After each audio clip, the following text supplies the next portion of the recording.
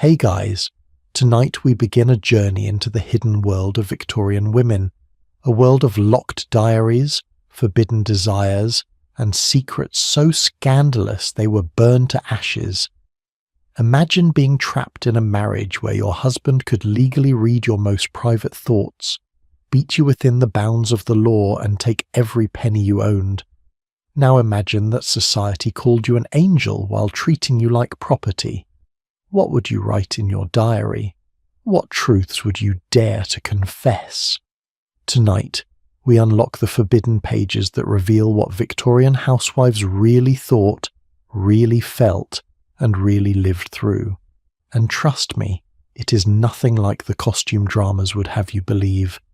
Before we step into the shadows of the Victorian drawing room together, I would really appreciate it if you could subscribe to the channel and give this video a like, but only if the story resonates with you. I genuinely want to know where you are right now as you listen to this. Are you in bed with the lights dimmed, sitting by a window watching the rain? Leave a comment and tell me where in the world you're joining me from tonight. Now, get comfortable, maybe turn on a soft fan for some white noise, and let us journey back to 1858. To a scandal that shook Victorian England to its core. Her name was Isabella Robinson, and she was about to become the most talked about woman in Britain, not because of what she did, but because of what she wrote. Picture this. It is a quiet afternoon in a respectable middle-class home in Edinburgh. A woman sits at her writing desk, her hand moving quickly across the pages of a small leather-bound book. She writes about her husband, Henry, describes him as uncongenial at best, mean and grasping at worst. She writes about her loneliness, her frustration, her desperate unhappiness. But more than that, she writes about Dr. Edward Lane, a family friend. She writes about the way he makes her feel seen, understood, alive in ways her marriage has never allowed. She writes about longing, about desire, about dreams of a different life. Isabella Robinson never imagined anyone would read these words.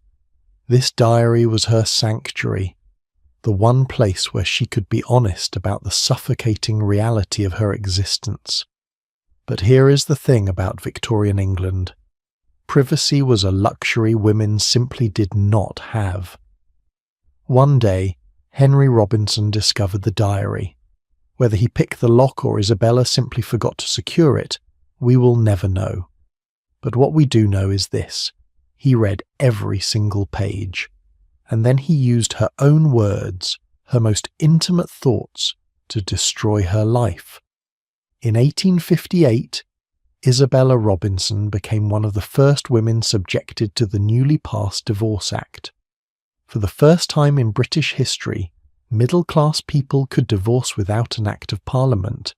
But there was a catch, a cruel double standard that perfectly captured the hypocrisy of the era. A husband only needed to prove his wife had committed adultery.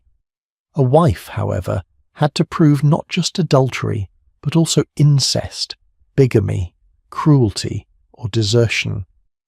And even then, the courts were reluctant to grant her freedom. Henry Robinson accused Isabella of adultery based solely on what she had written in her diary. Not on anything she had actually done, mind you, but on her thoughts, her feelings, her private emotional world. He argued that her words proved an affair with Dr. Lane. The case went to court. Isabella's diary entries were read aloud in a public courtroom, published in newspapers across the country. Her most vulnerable moments, her deepest emotions, were dissected by strangers, by journalists, by a society that was simultaneously titillated and scandalized. And here is what makes this story so heartbreaking. The court found that while Isabella probably had not committed physical adultery, her emotional attachment to Dr. Lane was inappropriate enough to justify separation. She lost access to her children, she lost her reputation, she lost everything because she dared to have feelings and write them down. This is the world we're exploring tonight. a world where the image of women could not have been more different from their reality. You see, Victorian society had created this beautiful, suffocating mythology around womanhood. They called it the angel in the house. The phrase comes from a narrative poem published in 1854 by Coventry Patmore. In his verses, the ideal woman was pure, selfless, devoted entirely to her husband and children. She was supposed to be without sexual desire, without personal ambition, without any needs of her own. She existed solely to create a peaceful sanctuary for her husband, a refuge from the harsh world of business and politics. The poem was wildly popular. It sold tens of thousands of copies. It became the template for how middle-class women were expected to behave. But think about what this meant. Women were being told that their highest calling, their most important role, was to have no self at all, to be a mirror reflecting their husband's glory, to be so pure that they felt no sexual desire, so patient that they never complained, so selfless that they never asked for anything. And the thing is, this was not just a poetic ideal.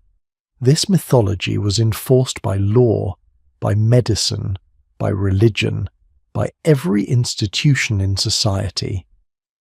Let me give you some context about what it actually meant to be a married woman in Victorian England.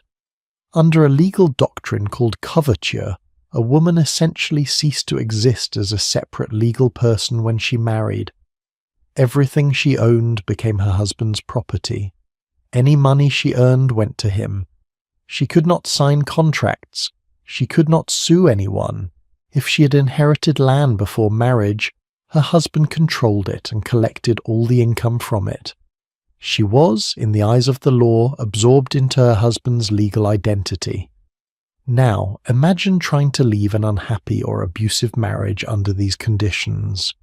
You have no money of your own. You have no legal right to your children. Divorce is almost impossible to obtain and ruinously expensive. Even if you manage to separate, you have no means of supporting yourself. You are utterly trapped. And society told you this was natural. This was God's plan. This was the price of being a woman. A prominent doctor named William Acton wrote in 1857 that, and I quote, "The majority of women, happily for them, are not very much troubled with sexual feeling of any kind." He actually wrote that, and people believed it. The idea was that decent women did not have sexual desires. If a woman showed any interest in physical intimacy, if she enjoyed sex, well, there must be something wrong with her. She was probably suffering from nymphomania or hysteria or some other medical disorder that needed to be treated. The irony is almost too perfect. While doctors were claiming that women had no sexual feelings, those same doctors were treating tens of thousands of women for hysteria by manually stimulating them to orgasm. Yes, you heard that right. The medical establishment believed that women needed regular orgasms for their mental health, but also believed that women did not actually have sexual desire. Make it make sense. And this contradiction shows up everywhere when you look closely at Victorian society. In public, everyone pretended that respectable women were pure, passionless angels. In private, well, that is where the diaries come in. Because here is what those diaries reveal. Victorian women were not passionless. They were not devoid of desire. They were not content to exist solely as wives and mothers with no inner lives of their own. They were human beings with complex emotions, with frustrations, with needs and wants, and dreams that the society refused to acknowledge. Some women, like Isabella Robinson, wrote about longing for emotional connection, for someone who truly saw them. Others wrote about the exhaustion of pretending to be happy in marriages that made them miserable. Some wrote about their anger at a system that gave them no power, no voice, no legal existence separate from their husbands, and a few, a precious few, wrote about rebellion. about finding ways to carve out space for themselves in a world determined to erase them. Take Queen Victoria herself. After she died in 1901, her youngest daughter, Princess Beatrice, took on the task of editing her mother's diaries. And by editing, I mean Beatrice systematically burned huge portions of them and rewrote others to be more respectable, more fitting for a queen. The official explanation was that Beatrice was protecting her mother's reputation. But what was so dangerous in those diaries that it needed to be erased from history? Historians have pieced together what survived, and it turns out that Queen Victoria, the woman whose name became synonymous with prudishness and moral restraint, was actually quite passionate. She wrote openly about her physical attraction to Prince Albert. She loved sex. She was not shy about it in her private writings, but her daughter decided the world could not know that, so she burned the evidence. This happened over and over again in the Victorian era. Women wrote the truth, and then someone, usually a male relative or a protective daughter, destroyed it to preserve the myth. But enough survived to give us glimpses of the reality. And what we see is that the angel in the house was a prison with pretty wallpaper. Women were expected to be morally superior to men while also being legally inferior. They were supposed to be the guardians of virtue while having absolutely no power to protect themselves from abuse or exploitation. They were praised as angels while being treated as property. The novelist Virginia Woolf, writing later about the Victorian period, said that killing the angel in the house was one of the hardest battles a woman writer faced. As long as that ideal existed, as long as women were expected to be selfless, pure, and without desires of their own, they could not write honestly. They could not create authentic art. They could not even think their own thoughts without guilt. And that is why those forbidden diaries matter so much. In those locked pages, women allowed themselves to be human, to be complicated, to be angry or sad or lustful or ambitious, to exist fully even if only in secret. Isabella Robinson's diary was her attempt to claim some small piece of reality in a world that demanded she live a lie. And when that diary was discovered, when her private thoughts were made public and used to destroy her, it sent a clear message to every other woman in England. Even your thoughts are not safe. Even your inner life can be used against you. But here is the beautiful, defiant thing. They kept writing anyway. In the next part of our journey tonight, we're going to explore how Victorian women developed a secret language in their diaries, how they encoded their true feelings in ways that let them preserve their stories while protecting themselves from discovery. We will look at the rise of locked diaries, at the women who refused to let their voices be silenced, and at the incredible creativity they used to claim their own narratives. Because if there is one thing these women understood, it is that the truth, even when it must be hidden, is still worth recording. So we've talked about the myth, the angel in the house who never existed except in the imaginations of poets and moralists. But now I want to show you something extraordinary. I want to show you how Victorian women fought back, not with protests or petitions at first, but with ink and paper and locked metal clasps. How they created entire secret worlds in the pages of their diaries, worlds that no one could enter without permission. Let me ask you something. Have you ever written something down just because you needed to get it out of your head? Maybe something you could never say out loud. Take a moment and think about that. Now imagine if writing those thoughts could destroy your entire life.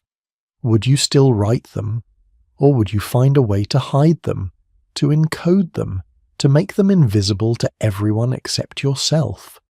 That is exactly what Victorian women did, and the creativity they showed, the sheer determination to claim their own inner lives despite the risks, is honestly breathtaking. Let us start with a woman named Hannah Culwick. Born in 1833, Hannah went into service as a maid when she was just 8 years old. 8! She worked as a pot girl in a pub, a nursery maid caring for 8 children, and eventually as a housemaid in various well-to-do homes. Her life was hard.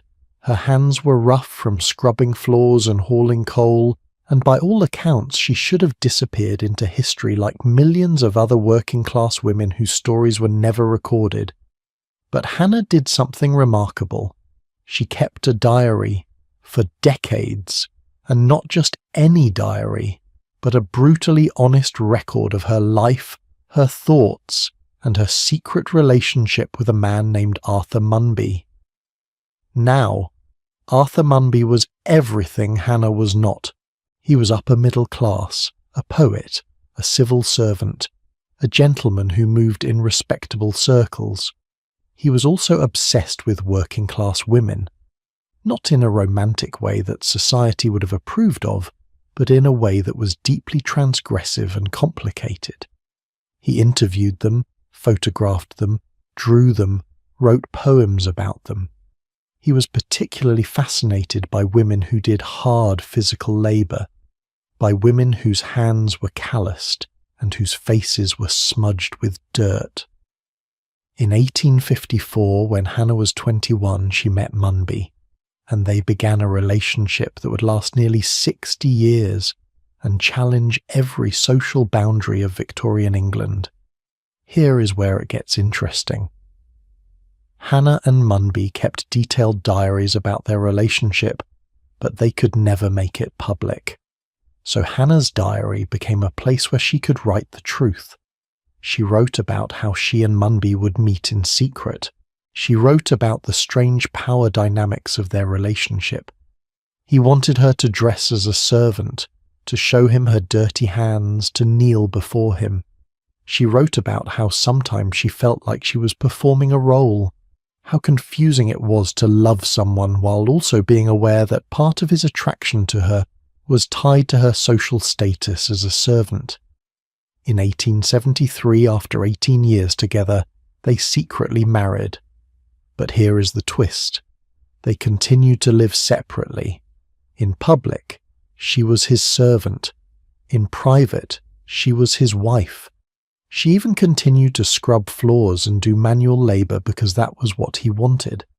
And she wrote about all of it, about the confusion, the strange satisfaction, the times she felt powerful and the times she felt degraded. Hannah wrote in her diary in 1873, "I went out to service too soon, before I really understood the meaning of it." Can you hear the complexity in that sentence? The regret, but also the self-awareness. This was a woman thinking deeply about her own life, her own choices, trying to make sense of a situation that defied all social categories.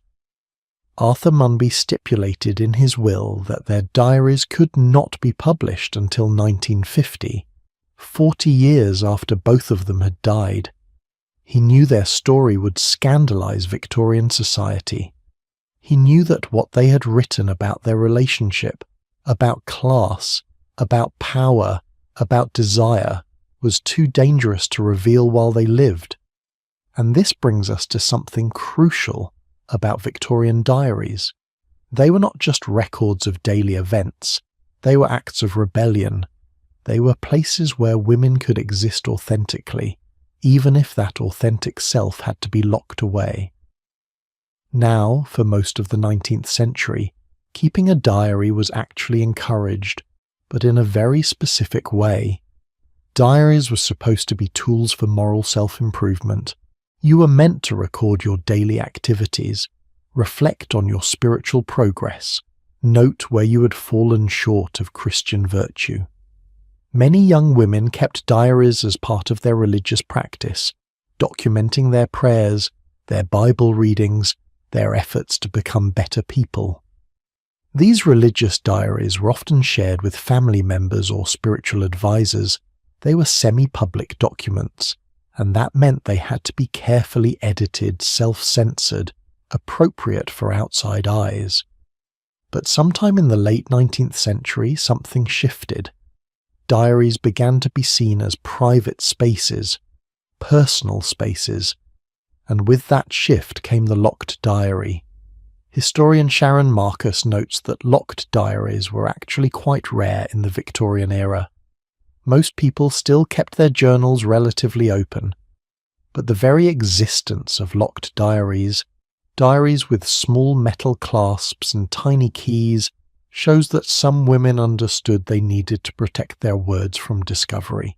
There is a wonderful account from a woman named Ethel Smith, who was born in 1858. 60 years later, when she was writing her memoirs, she still vividly remembered the disapproval she faced as a child when she started keeping a locked diary. Her family was scandalized. What did a young girl have to hide? Why did she need secrets? The very act of locking her diary was seen as evidence that she was up to something improper. And you know what? They were right to be suspicious, at least from their perspective. Because once a woman had a locked diary, once she had a guaranteed private space, she could write things that would make her family's hair stand on end. Some women wrote about their crushes on inappropriate men. Some wrote about their frustrations with their mothers or their rage at their fathers. Some wrote about their doubts about God or their questions about the religious teachings they were supposed to accept without question. Some wrote about their bodies, their menstrual cycles, their physical sensations in ways that would have been absolutely shocking if discovered. And some women developed elaborate codes to further protect themselves. They used initials instead of names.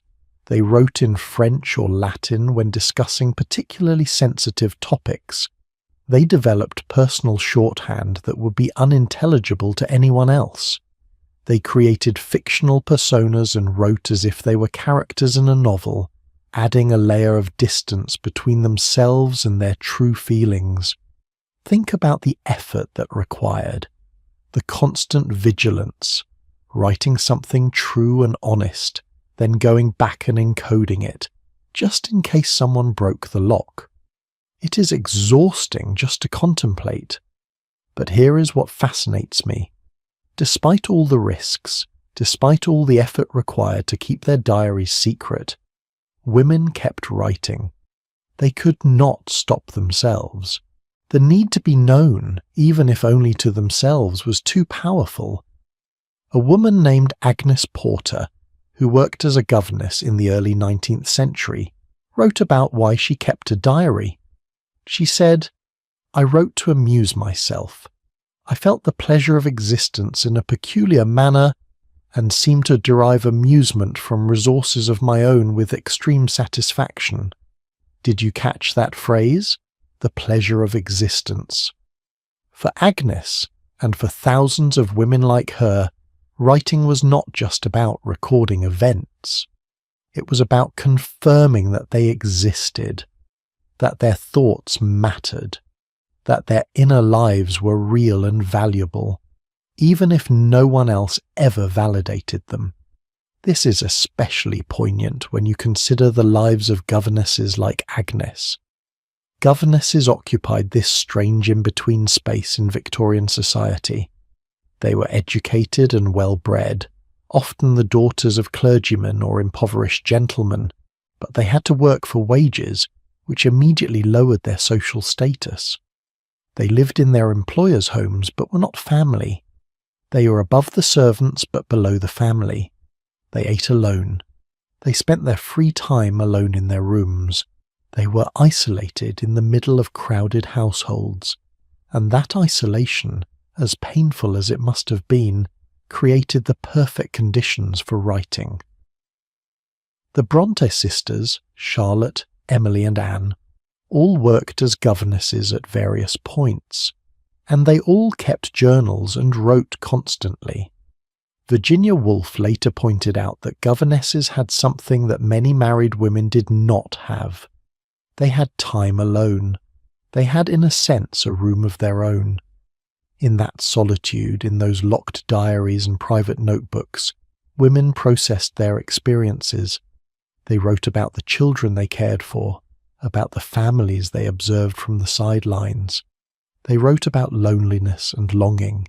They wrote about the awkward interactions with their employers' sons, the young men who sometimes flirted with them but would never seriously consider them as marriage prospects because of their lowered social status. They wrote about the fear of what would happen when they grew too old to work, when there would be no pension, no family to care for them, and sometimes they wrote about escaping, about the fantasy of a different life, about meeting someone who would see them as equals, about writing a novel that would free them from servitude. One governess, Nellie Wheaton, wrote in her journal about the reactions when people learned she was heading out to work on her own. She wrote, "The world will perhaps stare and wonder. Let them." Can you hear the defiance in that? The quiet courage. She knew she was breaking social conventions, and she did it anyway.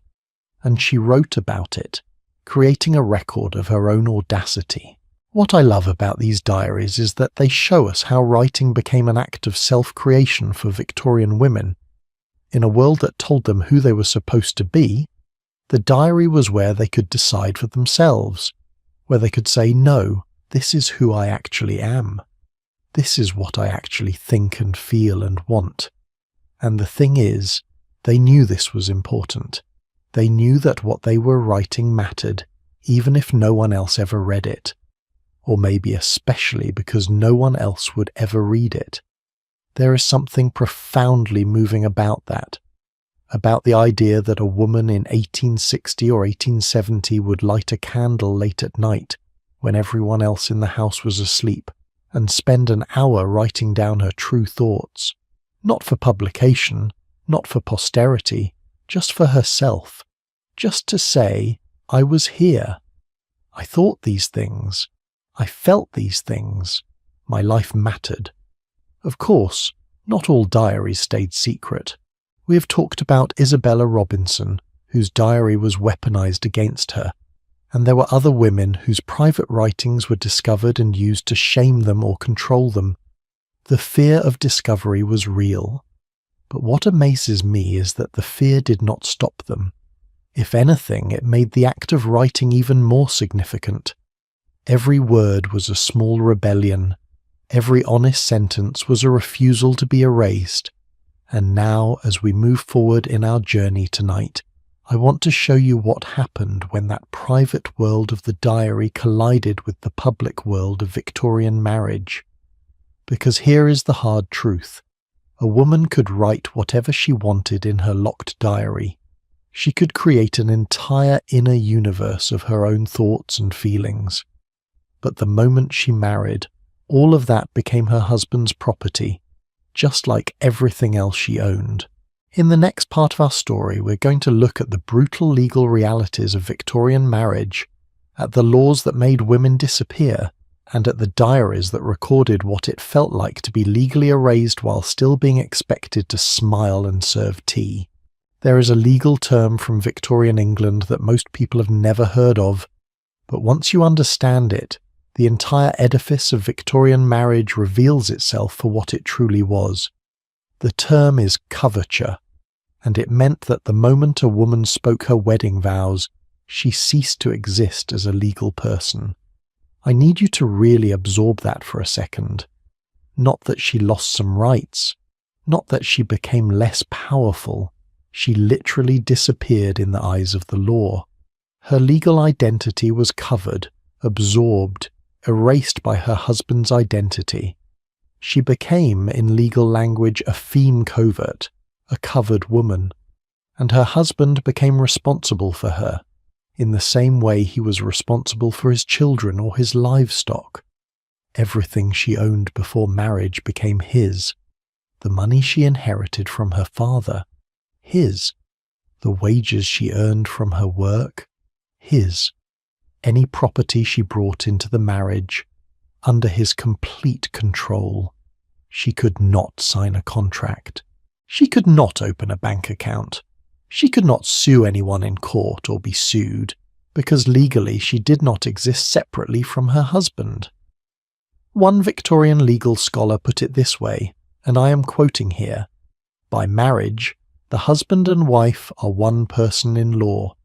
That is, the very being or legal existence of the woman is suspended during the marriage. It is not that her rights were limited, it is that she had no independent legal existence at all." Now, imagine entering into such an arrangement. Imagine walking down the aisle knowing that when you walked back, you would no longer legally own yourself. How many of you watching right now have a bank account, a car title, a lease with your name on it? Imagine all of that disappearing the moment you said "I do." Would you still go through with it? For Victorian women, the answer was complicated, because marriage was not really a choice for most of them. It was an economic necessity. Unless you were wealthy enough to live independently, or willing to work as a governess or a shop girl for barely subsistence wages, you had to marry. There was no social security, no welfare system, no safety net. A single woman without family support was one illness or one bad decision away from absolute destitution. So women married, and in their diaries they wrote about what it actually felt like. Let me tell you about Caroline Norton. She was born in 1808 into an aristocratic family, granddaughter of the famous playwright Richard Brinsley Sheridan. She was beautiful, witty, intelligent, and talented. She wrote poetry, novels, and political pamphlets. She should have had every advantage in life. In 1827, when she was 19, she married George Norton, a member of Parliament. It was a disaster almost immediately. George was, by all accounts, controlling, jealous, and occasionally violent. But Caroline was trapped. Under the law of coverture, she had no right to leave. Even the money she earned from her writing legally belonged to George. He could and did take every penny she made. In 1836, after years of escalating conflict, George did something that would change Caroline's life forever. He accused her of having an affair with Lord Melbourne, the Prime Minister. He sued Lord Melbourne for what was called criminal conversation, basically a lawsuit claiming that Melbourne had damaged George's property, that property being Caroline. The case went to trial. Caroline, the woman at the centre of the scandal, was not allowed to testify. She had no legal standing. She could not defend herself in court because married women had no legal voice. The jury eventually decided that George's evidence was flimsy and ruled in Melbourne's favour. But the damage to Caroline's reputation was done, and here is the cruelest part. After the trial, George took their 3 children and refused to let Caroline see them. Under English law at the time, fathers had absolute custody rights. A mother had no legal claim to her own children. None. Even if the father was abusive or negligent, even if the mother was blameless, the children belonged to the father. Caroline Norton was devastated. She wrote letters, she begged, she tried everything to see her sons, and when all else failed, she did something extraordinary. She started a political campaign to change the law. She wrote pamphlets describing the injustice of custody laws. She lobbied members of Parliament. She used her connections and her talent as a writer to make her personal tragedy into a public issue. And in 1839, Parliament passed the Infant Custody Act, which for the first time gave mothers of unblemished character the right to petition for custody of children under 7 years old. It was a tiny victory, just a crack in the wall, but it was something, and it happened because Caroline Norton refused to accept that her suffering was simply the natural order of things. But here is what is so interesting about Caroline Norton. Even as she fought for legal reforms, even as she campaigned for women's rights to their own children, she insisted that she was not a feminist. She wrote, and I quote, The natural position of woman is inferiority to man. Amen. That is a thing of God's appointing, not of man's devising. Can you imagine? This woman who had lost her children, who'd been financially exploited by her husband, who had no legal rights to her own earnings, still believed that women were naturally inferior to men. She was not trying to overturn the social order. She was just asking for small mercies within that order, and this contradiction shows up again and again in Victorian women's writing.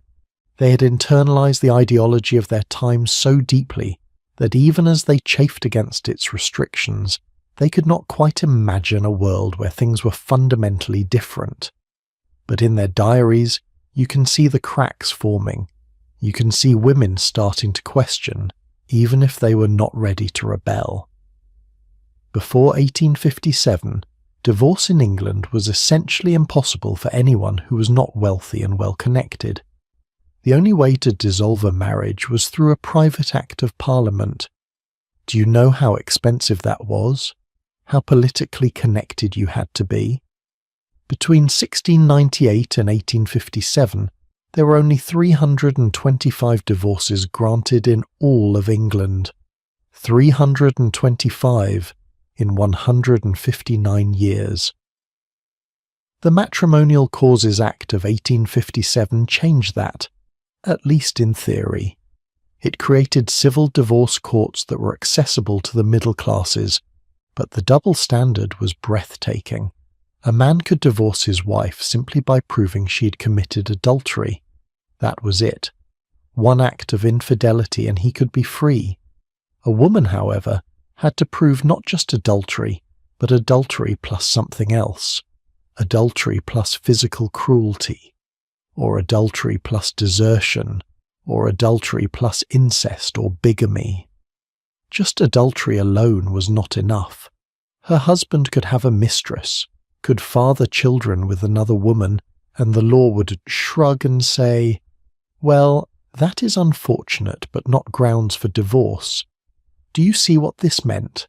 It meant that the law considered male infidelity to be a minor offence, something a wife should tolerate.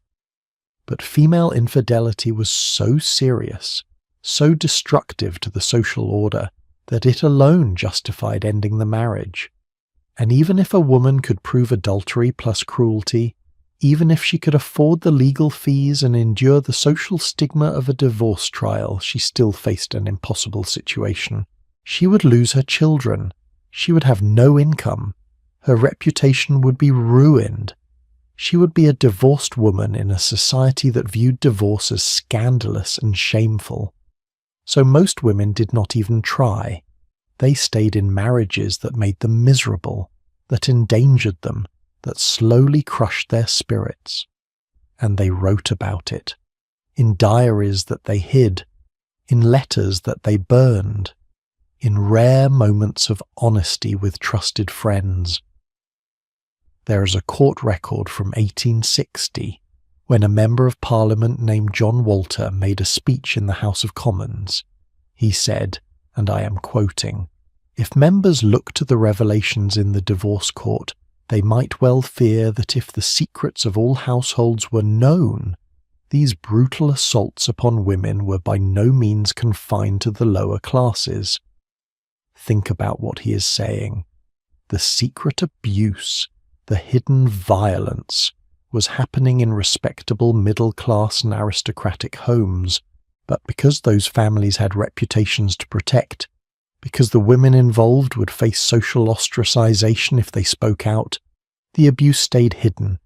And this is where the diaries become so important, because in those private pages, women could admit what they could never say in public. They could write about the fear, about the loneliness, about the nights spent listening for footsteps, wondering if their husband would come home drunk and angry, about the constant calculation of how to keep the peace, how to avoid setting him off. One Victorian woman wrote in her diary about the exhaustion of pretending. She described putting on a pleasant face for visitors, hosting dinner parties, making polite conversation, all while carrying the weight of her unhappiness like a stone in her chest. She wrote, "Everyone thinks we're so happy. If they only knew." That phrase keeps showing up. If they only knew. If anyone knew the truth. But they could not know, because to speak the truth would be to admit failure, to reveal that you were not the angel in the house, to risk losing what little social standing and security you had. Marriage for Victorian women was, in many ways, a gamble. You were betting your entire future on the character of one man. If he was kind, if he was fair, if he treated you with respect, you might have a decent life. But if he was cruel, if he was controlling, if he was violent, you had almost no recourse. You were legally bound to him for life, and the law explicitly gave husbands power over their wives' bodies. Marital rape was not a crime. It was not even a concept that most people would have understood. Marriage gave a husband unconditional access to his wife's body. She could not refuse him. She could not say no. To do so would be a violation of her marital duties. This idea that a wife's body belonged to her husband persisted in English law until 1991. 1991. Some of you watching this were alive when marital rape finally became illegal in the United Kingdom. Think about that. Think about how recently women gained the legal right to refuse sex with their own husbands. But Victorian women knew the reality, even if they did not have the language for it. They wrote in their diaries about the dread of the bedroom, about nights spent pretending to be asleep, about the humiliation and pain of unwanted intimacy, about the constant pregnancies that resulted, the fear of childbirth, the knowledge that another baby might kill them, but they had no power to prevent it. And through it all, they were supposed to smile, to be grateful, to consider themselves blessed to have a husband, because what was the alternative? Now, not all Victorian marriages were nightmares. There were genuinely loving partnerships, marriages based on mutual respect and affection. Some couples managed to create real intimacy and equality within the constraints of the law. But the point is, it was a matter of luck. It depended entirely on the individual character of the husband, because the wife had no legal protection, no leverage, no way to enforce fair treatment. The philosopher John Stuart Mill wrote about this in 1869 in his essay The Subjection of Women. He pointed out that the law of marriage was essentially the law of the strongest. He wrote, "We now live in a state in which the law of the strongest seems to be abandoned as the regulating principle of the world's affairs. Nobody professes it. And yet in marriage, that is exactly what persisted. The husband had all the legal power. The wife had none. And any justice she received depended solely on his willingness to be just." Mill was married to Harriet Taylor, and by all accounts they had a partnership of equals. But Mill recognized that their happy marriage was not the result of the law protecting Harriet's rights. It was the result of his personal choice to treat her as an equal.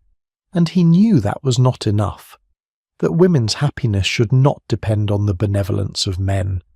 It would be decades before the law began to change in meaningful ways.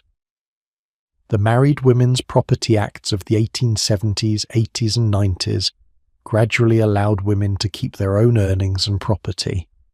The expansion of divorce access gave some women an escape route from unbearable marriages, but for the women living through the mid-Victorian period, those changes came too late or not at all, and so they endured. And they wrote. And in those writings we can see the human cost of a legal system that treated women as property rather than people. We can see the strength it took to survive, and we can see the small acts of resistance, the ways women found to maintain their sense of self, even when the law said they had none. Now, as we continue our journey through these forbidden diaries, We need to talk about something that existed in almost every Victorian home but was rarely acknowledged in public. We need to talk about violence, about what happened when the law's permission for husbands to discipline their wives collided with very real human suffering. In the next part of our story, we'll explore the dark reality of domestic abuse in Victorian England, the ways women tried to survive it, and the heartbreaking accounts they left behind in their secret writings. Picture a Victorian drawing room, silk wallpaper, a piano in the corner, oil paintings in gilded frames. Tea is served at 4 o'clock in delicate china cups. The lady of the house smiles at her guests, her dress impeccable, her hair perfectly arranged. Her sleeves are long, even though it is summer. There are bruises on her arms that must not show. This is the image that most people never wanted you to see. The violence that happened behind the closed doors of respectable homes. The abuse that was never supposed to exist among the educated classes, but it did exist.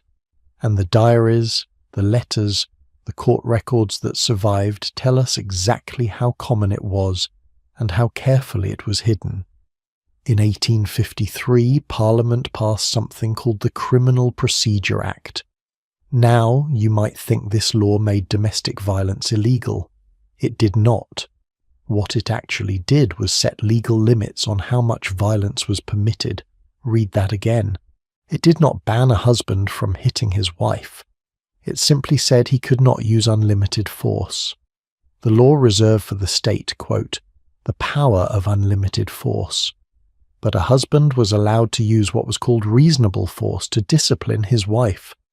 The question, of course, was what counted as reasonable, and the answer was, disturbingly, quite a lot.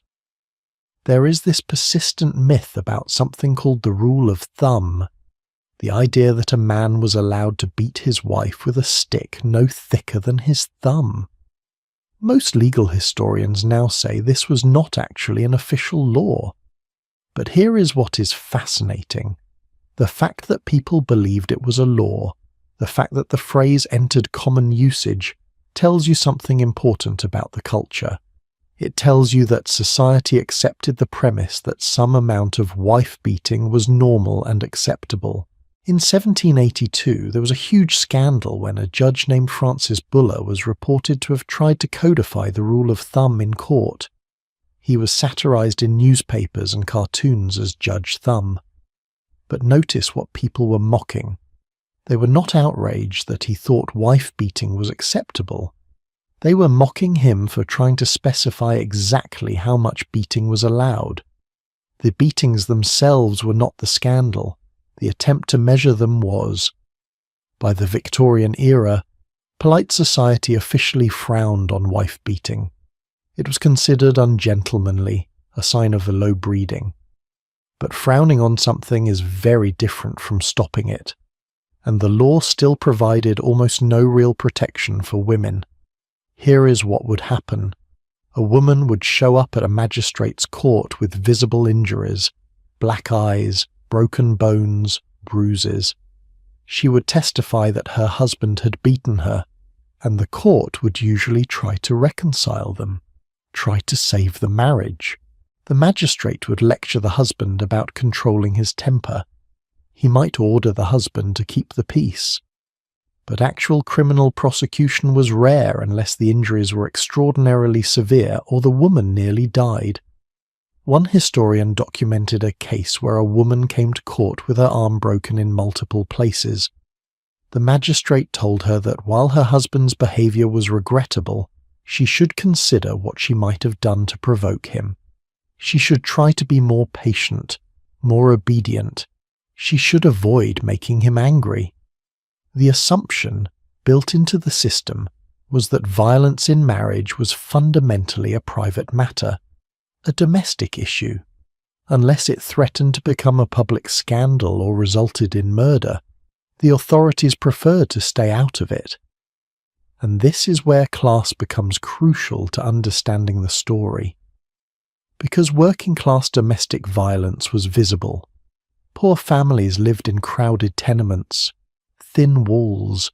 Neighbors heard the screaming, the sounds of furniture breaking, the crying. Police were called to the scene. These cases showed up in court records.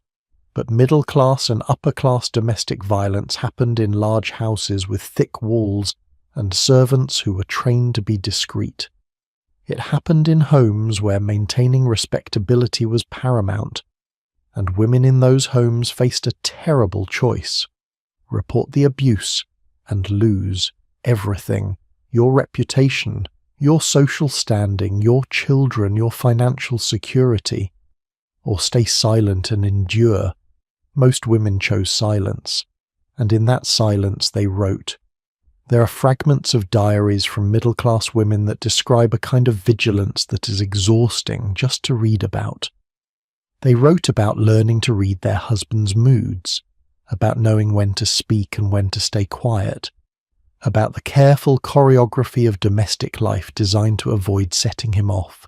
One woman wrote about how she kept track in her diary of what seemed to trigger her husband's rages. Was it money troubles? Comments about his work? Visits from his mother? She studied him like you might study a dangerous animal, looking for patterns, trying to predict the attacks so she could prevent them, or at least prepare for them. Another woman described the morning after, how her husband would be contrite, would apologize, would swear it would never happen again. How she wanted to believe him. How the hope that maybe this time he meant it was almost as painful as the violence itself. And some women wrote about the shame, the feeling that they must somehow deserve it, that if they were better wives, more patient, more obedient, more perfect, the violence would stop. This is what makes reading these accounts so heartbreaking. You can see how the ideology of the angel in the house worked to trap women. They believed that their primary duty was to create domestic harmony. So when there was violence, when there was conflict, they blamed themselves. Frances Power Cobbe was a Victorian writer and activist who wrote extensively about domestic violence. In 1878, she published an essay called Wife Torture in England. She documented case after case of extreme violence against wives, and then she wrote something that shocked her readers. She said, and I quote, "Wife-beating exists in the upper and middle classes rather more, I fear, than is generally recognized." Notice that phrase. Rather more than is generally recognized. She was not saying it was rare. She was saying it was common, but hidden. Cobbe went on to say that while physical violence might be less extreme in middle-class homes, it rarely extended to anything beyond an occasional blow or two of a not dangerous kind. But here is what she missed. She was not considering emotional abuse, psychological cruelty, the kind of violence that does not leave visible bruises but can be just as destructive.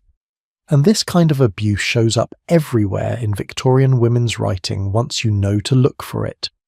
Husbands who controlled every aspect of their wives' lives, who monitored their correspondence, their friendships, their activities, who used money as a weapon, doling out small amounts and demanding detailed accountings, who belittled and humiliated their wives in front of guests, who isolated them from their families. One diary entry describes a woman whose husband would not allow her to leave the house without his explicit permission. She had to ask if she could visit her own mother. She had to justify every purchase, every expense. He read her letters before she could send them and opened her incoming mail before she could read it. She wrote, "I feel like I am not a wife but a prisoner." This was not considered abuse at the time. This was considered a husband exercising his proper authority over his household. After all, under coverture, a wife was legally his property. He had every right to control her movements, her money, her relationships. But women knew, even if society did not acknowledge it, that this was a form of violence, that the slow erasure of their autonomy, their dignity, their sense of self, was a kind of torture There is a court record from 1860 where the issue of middle-class domestic violence briefly became public. During a debate in the House of Commons about divorce law reform, several members of Parliament admitted that abuse was not confined to the working classes. One said that if the secrets of all households were known, people would be horrified by what happened in so-called respectable homes. But those secrets were carefully guarded. A middle-class woman who went to court to accuse her husband of assault faced social suicide. The trial would be reported in newspapers. Her name would be dragged through the mud. People would gossip about what she must have done to deserve it. And even if she won, even if she obtained a legal separation, she would be marked as a divorced woman, essentially unmarriageable and unwelcome in polite society. So most women never went to court. They had no legal remedy, no domestic violence shelters, no hotlines to call, no restraining orders. If they tried to leave, they had nowhere to go. No money of their own, no legal right to their children, no ability to support themselves in any job that would maintain their social standing. In 1895, there is a darkly absurd legal case that shows just how normalized domestic violence was. Apparently there had been so many complaints in London about the noise of wife beating that the authorities passed a regulation restricting when it could occur. Domestic abuse was only permitted during daylight hours, between 7 in the morning and 10 at night, because the noise at night was disturbing the neighbours. Let that sink in for a moment. The problem was not the abuse. The problem was that it was too loud at night. Some women did find ways to escape. In 1878, Parliament passed the Matrimonial Causes Act, which for the first time allowed magistrates to grant legal separations to wives whose husbands had been convicted of aggravated assault. The woman could get custody of children under 10 and weekly financial support. This was a tiny crack in the wall. It required that the husband be convicted of a crime first, which meant the abuse had to be severe and proven in court. But it was something.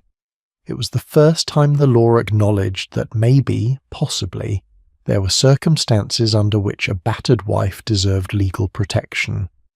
And this brings us to a woman whose name should be better known. In 1843, an organization was founded by various animal rights and temperance activists to help victims of domestic violence. Yes, you heard that right. The first anti-cruelty legislation in England protected animals in 1824. It took until 1843 for anyone to create an organization to help battered wives. The welfare of horses was legally protected before the welfare of women. The women involved in the temperance movement understood something that modern readers sometimes miss. A huge amount of domestic violence in Victorian England was linked to alcohol abuse. Men would spend their wages at the pub, come home drunk, and take out their frustrations on their wives and children. The temperance movement was not just about moral purity. For many women, it was about survival. One Victorian woman wrote in her diary about waking up at night, listening for her husband's footsteps. If his gait was steady, if he seemed sober, it would be a peaceful night. But if he was stumbling, if she could hear him cursing before he even reached the door, she would wake the children and hide them in the attic until he passed out. These are the stories that were not supposed to be told. The reality that was supposed to stay hidden behind the facade of domestic bliss. And yet, women wrote it down. Even knowing the risk, even knowing that discovery could make their situation worse, they recorded their experiences, sometimes in explicit detail, sometimes in coded language, sometimes just a single line. He was angry again today. I'm so tired. Why did they write it? Maybe because they needed to believe that their suffering mattered, that someone, someday would read their words and understand what they had endured. Maybe because writing it down made it real. made it something they could not pretend was not happening. Or maybe, and I think this is closest to the truth, maybe they wrote it because in a world that told them to be silent, writing was the only form of witness they had. The only way to say, this happened to me, and it was not right. In the coming moments, we are going to shift from physical violence to something the Victorians were even more uncomfortable discussing. We're going to talk about sex, about desire, about the enormous gap between what society claimed about female sexuality and what women actually experienced. Because if there is one area where Victorian hypocrisy reached its absolute peak, it was in the bedroom. The same culture that insisted respectable women had no sexual feelings was simultaneously obsessed with female sexuality in ways that would shock modern audiences. So stay with me as we unlock the bedroom door and discover what Victorian women really thought about sex, pleasure, and the bodies they were told to pretend did not exist. When Queen Victoria died in 1901, her youngest daughter, Princess Beatrice, inherited a monumental task. She was to edit her mother's extensive diaries, preparing them for posterity. And what did Princess Beatrice do? She spent years methodically burning page after page, destroying entire volumes, and rewriting what remained to make it more appropriate, more respectable, more fitting for a queen's legacy. What was in those pages that was so dangerous? What secrets did Queen Victoria write about that had to be erased from history? The answer might surprise you. Because the woman whose name became synonymous with sexual repression, the woman who supposedly embodied Victorian prudery, was actually quite enthusiastic about sex. The fragments that survived Beatrice's censorship reveal that Victoria was deeply, passionately attracted to Prince Albert. She wrote about their physical relationship with surprising frankness. After Albert died in 1861, Victoria mourned not just the loss of her partner, but the loss of their intimate life together. Victoria was what the English colourfully call a goer. She enjoyed sex. She wanted it. She wrote about it.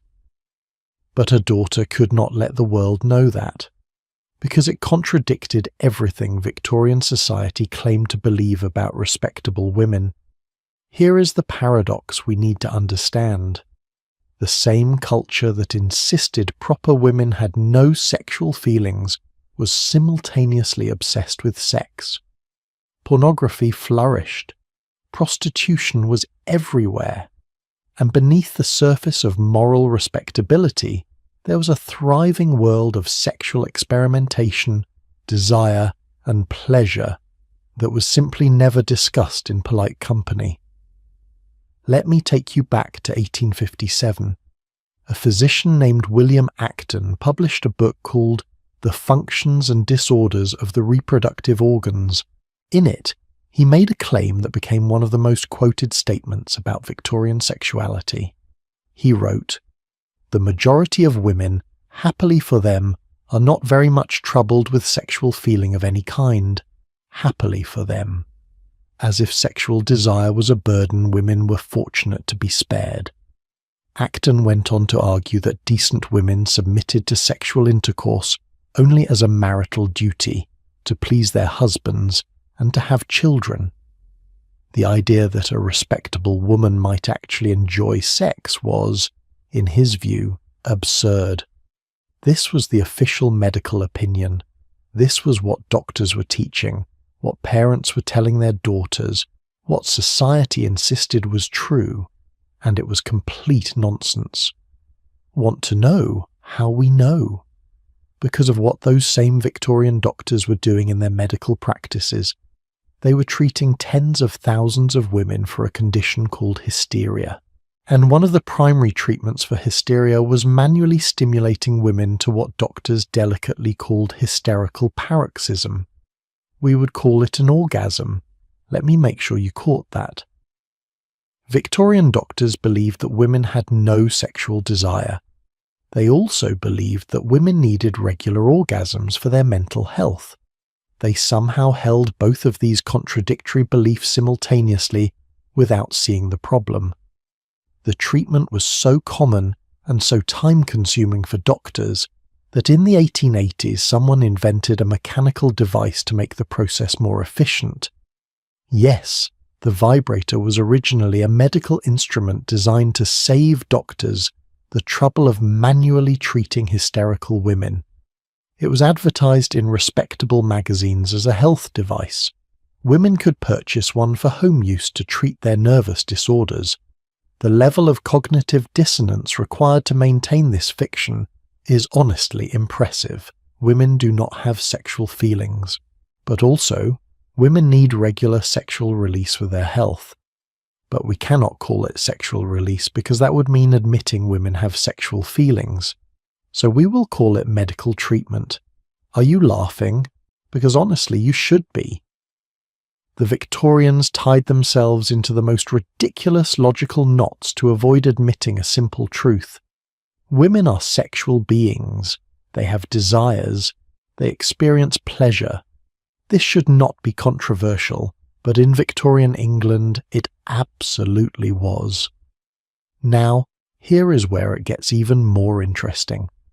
While the medical establishment was denying female sexuality, and while polite society was pretending sex did not exist, there was this entire underground world of erotic literature, pornographic images and sexual services that was absolutely thriving. In 1857, London alone had over 9,000 registered prostitutes. 9,000. And those were just the ones who were registered. Historians estimate the real number was much higher when you include women who occasionally engaged in sex work to supplement low wages, women who were coerced into it to pay rent or keep their jobs, and the vast informal economy of sexual services.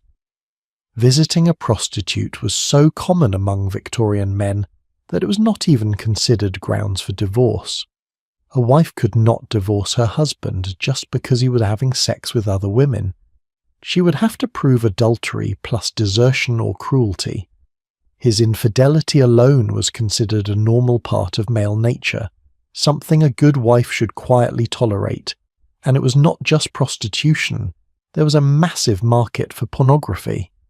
Publications like The Pearl, which ran from July 1879 to December 1880, published explicit erotic stories until it was shut down by police.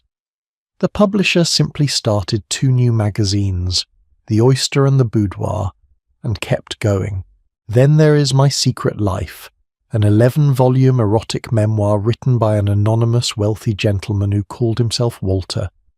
Written between the 1840s and 1880s, it is one of the most extensive accounts of sexual activity in Victorian England.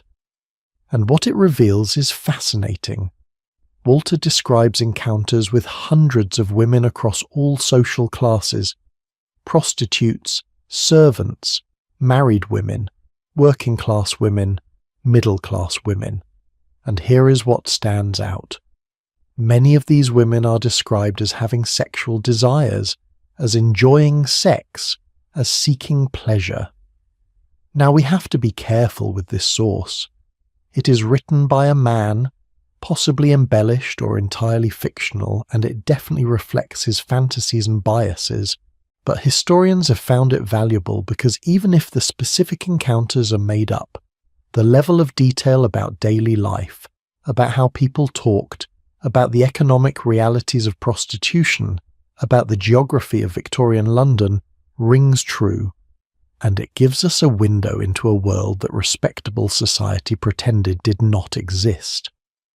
What is remarkable is that while public discourse insisted women were passionless angels, private writings tell a completely different story. Historian Karen Listra studied the private correspondence and diaries of middle and upper middle class Victorian Americans and found that women were quite comfortable acknowledging themselves as sexual beings in private. Listra writes that women expressed physical desire to their fiancés and husbands in letters. They wrote about anticipating physical intimacy. They wrote about missing the sexual aspect of their marriages when separated.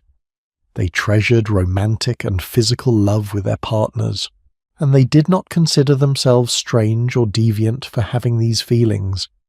In private, among people they trusted, Victorian women were open about sex. One woman wrote to her fiancé before their wedding about how much she looked forward to their union, and she was clearly not just talking about the ceremony. She used coded language that both of them understood. Another woman wrote in her diary about the pleasure she found in her marriage bed, describing it as one of the great joys of married life. These women knew they could not say these things in public. They knew that admitting to sexual desire would mark them as improper. But in their private writings they were honest. They acknowledged their bodies. They acknowledged pleasure. They were, in their own quiet way, rejecting the official narrative that tried to deny their humanity. And this is where we see the real hypocrisy of Victorian sexual culture. It was not that Victorians did not have sex or did not enjoy it. It is that they insisted on maintaining a public fiction that respectable people, especially respectable women, were above such things. The working classes were allowed to be sexual. They were considered less refined, more animalistic, so their sexuality was expected even if it was looked down upon. But middle and upper class women were supposed to be pure spiritual above bodily concerns. Any evidence to the contrary had to be hidden, and this created a kind of double life for many women. In public they performed the role of the passionless angel. In private, in their marriages, they were expected to fulfill their husband's sexual needs, and in their most private moments, in their diaries and letters to trusted friends, they acknowledged that they had needs and desires of their own. There is a diary entry from a woman in the 1860s that captures this perfectly. She writes about a conversation with her mother before her wedding. Her mother told her that marital relations were a duty she must submit to, that she should endure it patiently for her husband's sake. But then, in the privacy of her diary, the woman writes about how different the reality was. She writes, "I was told it would be a burden to bear, but I find it is a pleasure to share." Can you imagine the relief of writing that down? Of admitting, even just to herself, that the official story was wrong? That she was not broken or abnormal for enjoying physical intimacy with her husband? But not all women had positive experiences. For some, the wedding night was traumatic. Many Victorian women went into marriage with absolutely no knowledge about sex. Their mothers, too embarrassed to have frank conversations, would tell them vague things like, "Your husband will know what to do," or "It is your duty as a wife." Imagine going into marriage with no understanding of what physical intimacy involved. For some women, the shock and pain of their first sexual experience, combined with total ignorance about their own bodies, created a lifetime of anxiety and avoidance, and pregnancy was a constant source of fear. Childbirth was dangerous. Maternal mortality rates were high. Women regularly died giving birth or from complications afterward, and there was no reliable birth control. Women could not control how many children they had. Some women had 10, 12, 15 pregnancies. Their bodies were exhausted. Each pregnancy carried the risk of death, and they had no legal right to refuse their husbands. One diary describes a woman's terror when she realized she was pregnant for the 8th time. She'd already lost 2 children in infancy and nearly died during her last delivery. She wrote, "I cannot bear another, but I have no choice. He will not abstain, and I cannot refuse him." Her husband's desire for sex outweighed her very real fear of dying. This is the darker side of Victorian sexuality. The lack of agency, the lack of information, the constant risk. For all the underground eroticism and the private acknowledgement of desire, women were still trapped in a system that gave them almost no control over their own bodies. Now, there were some reformers trying to change this. In the late 19th century, activists like Annie Besant began advocating for birth control. She and Charles Bradlaugh published information about contraception, arguing that women had a right to control their own fertility. They were prosecuted for obscenity. The idea that women should have access to birth control was considered dangerous and immoral. The judge in their trial argued that providing such information would corrupt public morals, as if knowing how to prevent pregnancy was more obscene than forcing women to risk their lives in endless childbearing. Here is something that might shock you. Abortion was actually more accessible in Victorian England than many people realise. It was illegal, yes, but it was widely practised. There were midwives and doctors who would perform the procedure, usually in the early stages of pregnancy. There were also herbal remedies and mechanical methods that women used to induce miscarriage. The law was vague enough that as long as the procedure happened before quickening, before the mother felt the baby move, it existed in a kind of legal grey area. After quickening, it was definitely illegal. But enforcement was inconsistent. Women died from botched abortions regularly, but the practice continued because the alternative for many women was unbearable. What fascinates me is how much sexual knowledge circulated despite the official silence. Women shared information with each other, whispered advice about preventing pregnancy. Folk remedies passed down through generations, a whole female culture of sexual and reproductive knowledge that existed outside official channels. Midwives were crucial to this.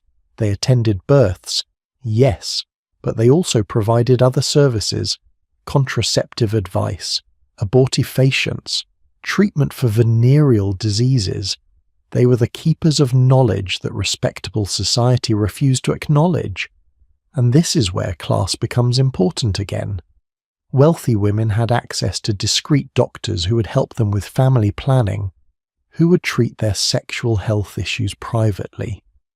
Poor women relied on midwives, folk remedies, and each other. The wealthy could maintain the fiction of sexual innocence while managing their fertility behind closed doors. The poor had no such luxury. Throughout all of this, the official narrative never changed. Respectable women do not have sexual feelings. Sex is a duty, not a pleasure. Good wives submit passively to their husbands. The gap between the official story and lived reality was enormous, but everyone agreed to pretend it did not exist, except in their diaries. In those locked pages, some women told the truth. They wrote about desire, about pleasure, about the disconnect between what they were supposed to feel and what they actually felt, about the confusion of being told their bodies did not matter, while simultaneously being told their bodies were their husband's property. In the next part of our journey, we are going to explore something that might seem impossible in this repressive culture. We're going to talk about love affairs, about forbidden relationships, about women who risked everything for emotional and physical connections outside their marriages. Because for all the restrictions, for all the surveillance, for all the moral policing, some Victorian women still found ways to experience passion and desire on their own terms, and they wrote about it. Stay with me. Imagine living in a world where you could spend 50 years sleeping in the same bed as your beloved, sharing every intimate detail of your lives, building a home together, growing old side by side, and have society celebrate you as the perfect example of pure, virtuous friendship. Now imagine that same society would destroy you both if they suspected the relationship was anything more than platonic. This was the strange reality for two women named Eleanor Butler and Sarah Ponsonby, better known to history as the Ladies of Llangollen. In 1778, they ran away together from their families in Ireland and set up house in a cottage in Wales. They were in their late 30s and early 40s when they eloped, if we can call it that. And they lived together for the next 51 years. They shared a bed. They dressed in masculine clothing. They were utterly devoted to each other. Their letters use language that today we would immediately recognize as romantic. Eleanor wrote to Sarah, "I live only in you and for you." Sarah called Eleanor my better half, my everything. They built a life together that was, by any reasonable measure, a marriage. And Victorian society adored them. Tourists came to visit their cottage. Poets wrote about them. They were held up as examples of romantic friendship, of the pure love that could exist between two virtuous women. No one, or at least no one in polite society, acknowledged what seems obvious to modern eyes. These two women were in love. Why could society accept them? Because there was this widespread belief that women were not really capable of sexual feelings. So two women living together, sleeping together, being emotionally intimate, well, that could not possibly be sexual. It must be a deep friendship, an innocent companionship, the kind of pure love that was only possible between women, untainted by the carnal desires that marked relationships with men. The irony is extraordinary. Victorian society was so committed to the idea that respectable women had no sexual desires that they could not even recognize a romantic relationship when it was right in front of them. And this created a space, a loophole, where women could have relationships with other women that would have been absolutely scandalous if they involved men, but which were tolerated or even celebrated as long as everyone agreed to call them friendships. Historian Sharon Marcus has documented this phenomenon in her book Between Women. She shows that romantic friendships between women were incredibly common in Victorian England. Young women wrote to each other in language that sounds, to modern ears, unmistakably romantic. They called each other pet names. They wrote poetry to each other. They exchanged locks of hair and tokens of affection. They talked about loving each other more than they loved anyone else in the world. And this was considered perfectly normal. Mothers encouraged their daughters to form these attachments. It was seen as good practice for marriage, a way for young women to learn about emotional intimacy in a safe context. But here is the question. Were all of these friendships really platonic, or were some of them something more, hidden in plain sight under the cover of Victorian assumptions about female sexuality? We will never know for certain in most cases. The women themselves might not have had the language or the framework to understand their own feelings as sexual or romantic in the way we would today. But some of the letters and diaries that survive suggest that at least some of these relationships crossed the line that Victorian society insisted did not exist. There is a collection of letters between two women in the 1850s where the language is absolutely incandescent. One woman writes about longing for the other's touch, about counting the hours until they can be together, about the agony of separation. She writes, "When I am with you, I am complete. When we are apart, I am only half alive." Now, maybe this was just intense friendship, or maybe it was love, maybe it was desire. Maybe these women found in each other something they could not find in their marriages to men, a true partnership, real equality, genuine understanding. What is fascinating is that women in these kinds of relationships often had more freedom than women in heterosexual marriages. Because there was no legal framework for female marriage, there was no coverture. A woman in a relationship with another woman could keep her own property, her own earnings, her own legal identity. The two ladies of Llangollen managed their own finances, made their own decisions, answered to no male authority. In a strange way, being in a relationship that society refused to acknowledge as a relationship gave these women more autonomy than they would have had in a socially recognized marriage. But not all forbidden relationships flew under the radar so easily. Some women took enormous risks to pursue connections that society absolutely would not tolerate. Let me tell you about a woman named Mary. We do not know her last name because she appears only in court records from an 1860s adultery case, identified simply as a woman of good family. Mary was married to a respectable gentleman, a situation that was making her profoundly unhappy. And then she met someone, not at a ball or a dinner party, but somewhere more unexpected. Her husband's business associate. The details that emerged in court paint a picture of a woman desperately seeking emotional connection. She and this man exchanged letters. They met in secret. They created elaborate excuses to be in the same place at the same time, and eventually they were caught. The scandal was enormous. Mary's husband divorced her under the new laws. She lost her children. She lost her social position. She lost everything. The man involved, interestingly, suffered much less. He paid some money, his reputation took a hit, but his life continued more or less as before. Mary was ruined, and here is what is heartbreaking.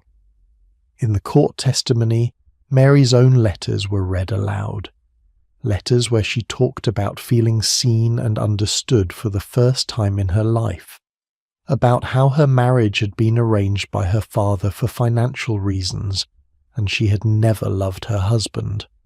About how desperately lonely she had been. None of that mattered. The law did not care about her happiness or her emotional needs. She had violated her marriage vows. She had damaged her husband's property rights in her. That was all that counted. Do you know what I find most revealing about these adultery cases? It is how they expose the double standard built into the system. When a husband had an affair, it was considered unfortunate but understandable. Men have needs, after all. But when a wife had an affair, it was treated as a profound betrayal of the social order. Because it was not just about the marriage. It was about the woman asserting her own desires, making her own choices, claiming her body and her sexuality as her own. And that was unacceptable. There are diary entries from women who conducted affairs where you can see them wrestling with this contradiction. One woman wrote about the guilt she felt, not for the affair itself, but for wanting something for herself. She had been raised to believe that good women were selfless, that they existed to serve others. Pursuing her own happiness felt like a moral failing, even though she knew her marriage was making her miserable. Another woman wrote about the exhilaration of secret meetings, the thrill of having something that was hers alone, a part of her life that her husband did not control. She wrote, "For 1 hour a week, I am entirely myself. The rest of the time, I am merely his wife." That phrase, merely his wife, as if being a wife meant being less than a full person. Now, I want to be clear. Not all affairs were about love or emotional fulfillment. Some were about power, about wealthy men pursuing servants or vulnerable women who could not refuse them without losing their jobs or their security. The Victorian era had plenty of that kind of exploitation, and we should not romanticize it. But there were also relationships where you can see genuine affection, genuine connection. People trying to find happiness in a system that did not allow for individual choice in marriage, trying to experience passion and partnership in a world that told them duty was more important than desire. And some women wrote about this with remarkable honesty in their diaries. They acknowledged that what they were doing was wrong by society's standards, but they also questioned whether society's standards were just. Whether a system that forced people into loveless marriages and then punished them for seeking love elsewhere was really moral. One diary entry from the 1870s poses this question beautifully. The woman writes, "They say I have sinned. But what is the greater sin? To love someone I cannot marry, or to spend a lifetime pretending to love someone I cannot stand?" These are not easy questions, and Victorian women were grappling with them in the privacy of their diaries long before society was ready to have the conversation publicly. There is another kind of forbidden relationship we need to talk about. Relationships between women of different social classes. These were dangerous in a completely different way because they violated not just sexual norms but class boundaries. There is a memoir written in the early 20th century by a woman looking back on her Victorian youth. She describes a passionate friendship with her lady's maid. They spent hours together. The maid helped her dress, styled her hair, accompanied her on walks. And somewhere in all that intimate daily contact, affection developed. The woman describes stolen moments, hands held when no one was watching, whispered conversations, a kiss in a dark hallway. She writes about the confusion she felt. Was this love? Was it wrong? She knew that even if the relationship had been with a man of her own class, it would have been more socially acceptable than this attachment to a servant. Eventually her family noticed that she and the maid were too close. The maid was dismissed, sent away without a reference, which would have made it almost impossible for her to find another position. The woman writes that she never saw her again, and spent years wondering what became of her. This is the other cost of forbidden relationships. Not just the risk to the person in power, but the devastating consequences for those who had less power. That maid lost her livelihood because of a relationship that might have been entirely innocent, or might have been something more. We will never know. But either way, she paid the price. These stories remind us that while some women found ways to navigate the constraints of Victorian society, to carve out spaces for love and desire, those spaces were always precarious, always subject to discovery and punishment, always dependent on maintaining the public fiction while living a different truth in private. And this is where the diaries become so important, because in those pages women could be honest about their feelings in a way they could never be in public. They could write about loving someone they were not supposed to love, about desiring someone they were not supposed to desire, about the joy and the terror of living a double life. Some of these diaries were destroyed after the woman's death by families who wanted to protect her reputation. Some were locked away and forgotten. But enough survived to show us that the Victorian world was far more complex, far more emotionally rich than the official narrative suggested. Love happened. Desire happened. People made choices that defied social convention, and they wrote about it, creating a record of their emotional lives that society tried very hard to deny existed. Now, as we continue deeper into the hidden world of Victorian women, we need to shift our perspective slightly, because so far we have been talking mostly about middle and upper class women, but there was another group of women whose lives were documented in extraordinary detail, women who observed the families they served from a unique vantage point. In the next part of our journey, we're going to explore the world of servants and governesses, the women who saw everything, who knew all the family secrets, and who wrote about what they witnessed in diaries that revealed just how much the respectable facade was hiding. There is a specific kind of invisibility that comes with being a servant in a wealthy household. You are always there, always watching, always listening. You see everything. You know everything. But you are expected to pretend you see nothing, know nothing, exist only when needed and vanish when dismissed. You become, in a sense, human furniture. But furniture does not have eyes. Furniture does not think. Furniture does not write diaries. And that is where the Victorian upper classes made a critical mistake. They assumed that because servants were supposed to be invisible, they actually were invisible. They forgot that the woman brushing your hair, the woman serving your dinner, the woman putting your children to bed, had her own interior life, her own thoughts, her own judgments about what she witnessed. Let me introduce you to a woman who understood this power perfectly. Her name was Margaret Thomas, and she worked as a lady's maid in various wealthy households throughout the 1860s and 70s. Margaret kept a detailed diary of her experiences, and what makes her account so valuable is that she wrote not just about her own life, but about the family she served. She documented their fights, their secrets, their hypocrisies, all the things that happened when they thought no one important was watching. In one entry, Margaret describes a dinner party where the lady of the house presented herself as the perfect hostess, gracious and refined. But Margaret had spent the afternoon watching this same woman scream at the cook over a slightly overdone roast, threaten to dismiss the housemaid for a minor mistake, and reduce the scullery maid to tears over a chipped teacup. The contrast between the public performance and the private cruelty was stark. Margaret wrote, "They think we do not see, they think we do not count, but we see everything, and we remember.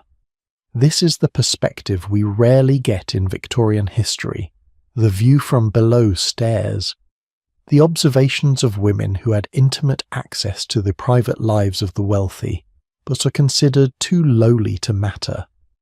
Governesses occupied an even stranger position. They were educated, often from respectable families that had fallen on hard times. A clergyman's daughter whose father died without leaving money, a gentleman's daughter whose family went bankrupt. These women had been raised to be ladies, but economic necessity forced them to work for wages. This placed them in a kind of social limbo.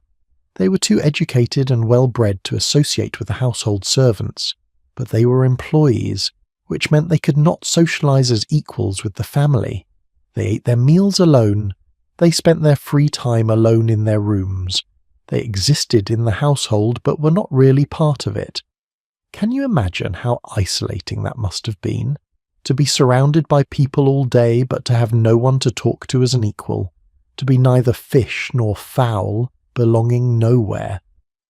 But that isolation had an unexpected benefit. It gave governesses time and space to write, and many of them used that time to create extraordinary diaries and letters documenting what they observed.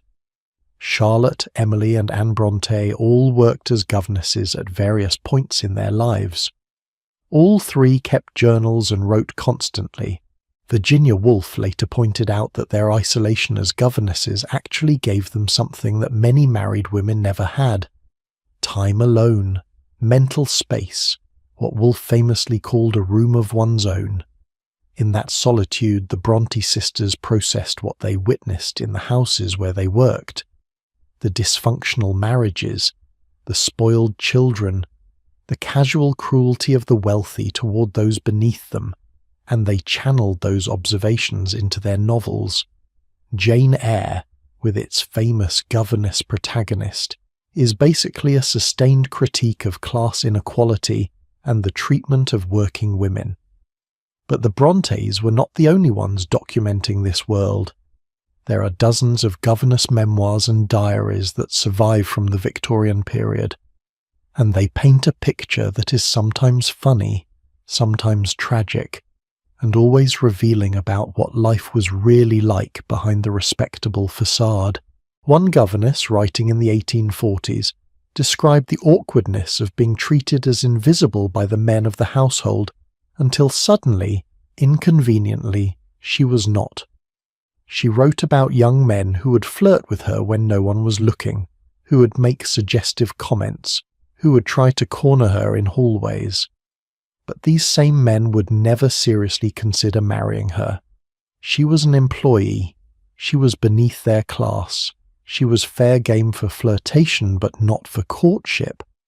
And if a governess got into trouble, if one of these flirtations went too far and she became pregnant, she would be dismissed immediately, sent away in disgrace. The man involved would face no consequences, After all, boys will be boys. But the governess had failed in her duty to maintain proper boundaries. It was her fault. The power dynamics were impossible. A governess had to be friendly enough to be likable but distant enough to maintain respect.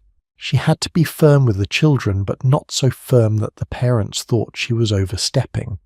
She had to be invisible when the family wanted privacy, but available the moment she was needed. And she was completely dependent on the goodwill of her employers. If they decided to dismiss her without a reference letter, she would find it almost impossible to get another position. Her entire livelihood depended on pleasing people who often had no idea what her work actually involved. One governess wrote in her diary about the mother of her charges, a woman who had no involvement in her children's daily care, but who would suddenly appear in the nursery to criticize how the governess was doing her job. The governess wrote, she knows nothing of what it takes to educate a child, having never spent more than an hour at a time with her own offspring.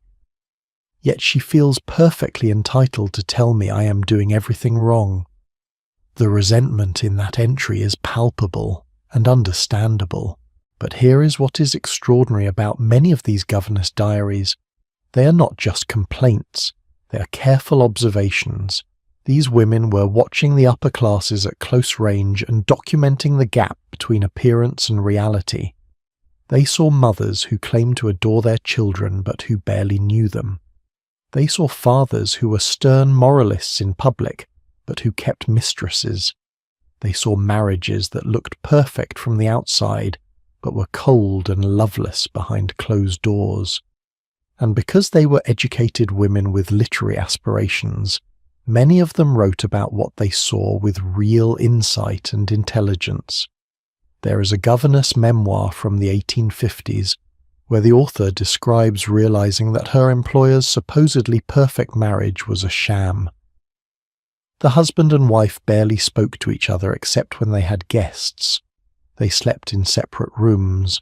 They went for days without exchanging a civil word, but in public they performed marital bliss perfectly. The governess wrote, I used to envy them their beautiful home and seemingly happy union. Now I see that the house is a stage and they are actors playing roles. When the curtain falls, there is no love. There is barely even civility. I would rather be poor and alone than rich and trapped in such a performance. This is the power of the servant's perspective. It cuts through the performance. It shows us what the Victorians desperately wanted to hide. Now let us talk about the servants who had even less status than governesses. The housemaids, the kitchen maids, the scullery maids, the women who got up at 5 or 6 in the morning to light fires and haul water, who worked until late at night and slept in cramped attic rooms, who earned just a few pounds a year and counted themselves lucky to have employment at all. These women rarely kept diaries. Most were barely literate. They were too exhausted by the end of the day to write, and they had no expectation that anyone would care about their thoughts or experiences, but we do have some accounts, and what they reveal is a level of physical labour that is hard for modern people to comprehend. There is a schedule from an Edwardian household that probably reflects Victorian practices as well. The general servant in a middle-class home with 7 rooms would rise at 6 in the morning. She would light the kitchen fire, fill the kettles, clean the boots, sweep the hall and steps. She would sweep and light the dining room fire. She would take hot water up to the family's bedrooms, and all of this before the family even woke up. After the family had breakfast, she would clean the breakfast room, wash the dishes, make the beds, dust and sweep the bedrooms, clean the grates, prepare lunch, serve lunch, clean up after lunch, prepare tea, serve tea, clean up after tea, prepare dinner, serve dinner, clean up after dinner. And then finally, sometime around 9 or 10 at night, she might have an hour to herself before bed. 6 days a week. Every week, for wages that were barely enough to live on. And here is the thing. This servant had access to the family's most private spaces. She made their beds. She emptied their chamber pots. She saw the evidence of their lives in ways that no one else did. One housemaid's account describes finding love letters hidden in the bedroom of her employer's daughter. The girl was engaged to marry a man chosen by her father, but she was in love with someone else. The letters were from this other man. The housemaid found them while cleaning and faced a moral dilemma. Should she tell the family? Should she say nothing? The letters revealed that the daughter was planning to run away.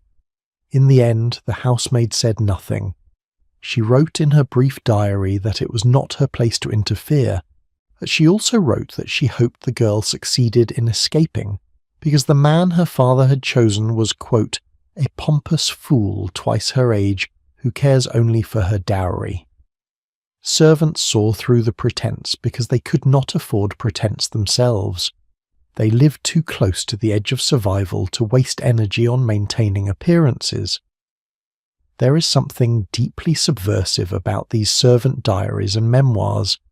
They refuse to accept the official story. They document the reality that the upper classes wanted to keep hidden, and in doing so, they preserve a version of Victorian life that is messy and complicated and human in ways that the sanitized public record is not. Think about the power dynamics at play here. The wealthy families had all the official power. They could hire and fire at will.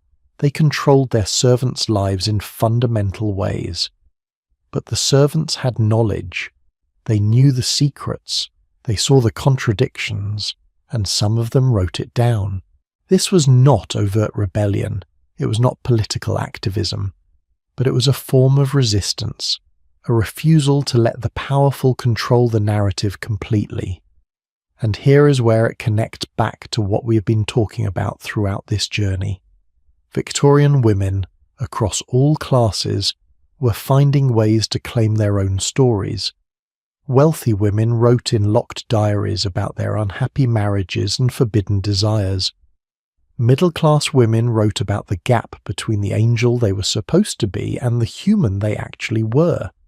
And working-class women, when they could, wrote about what they witnessed while serving the people who thought they were invisible. All of these women were creating records, leaving evidence, saying this is what really happened, this is what it was really like.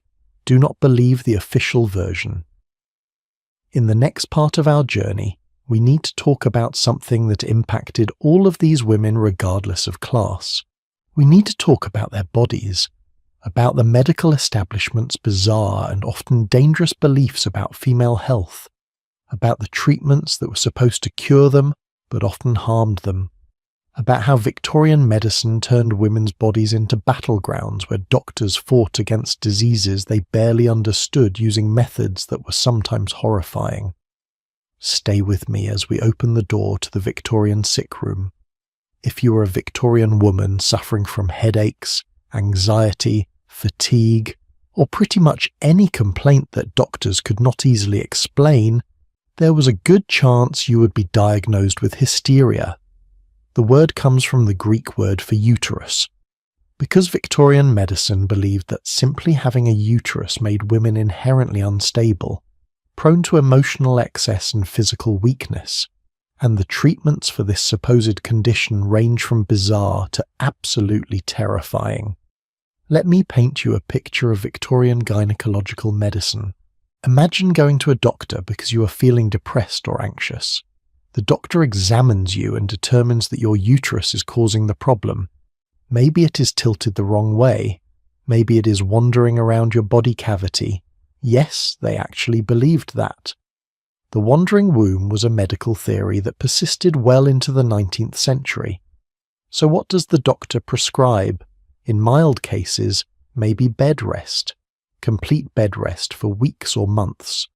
No reading, no writing, no stimulation of any kind. Just lying in a darkened room doing absolutely nothing.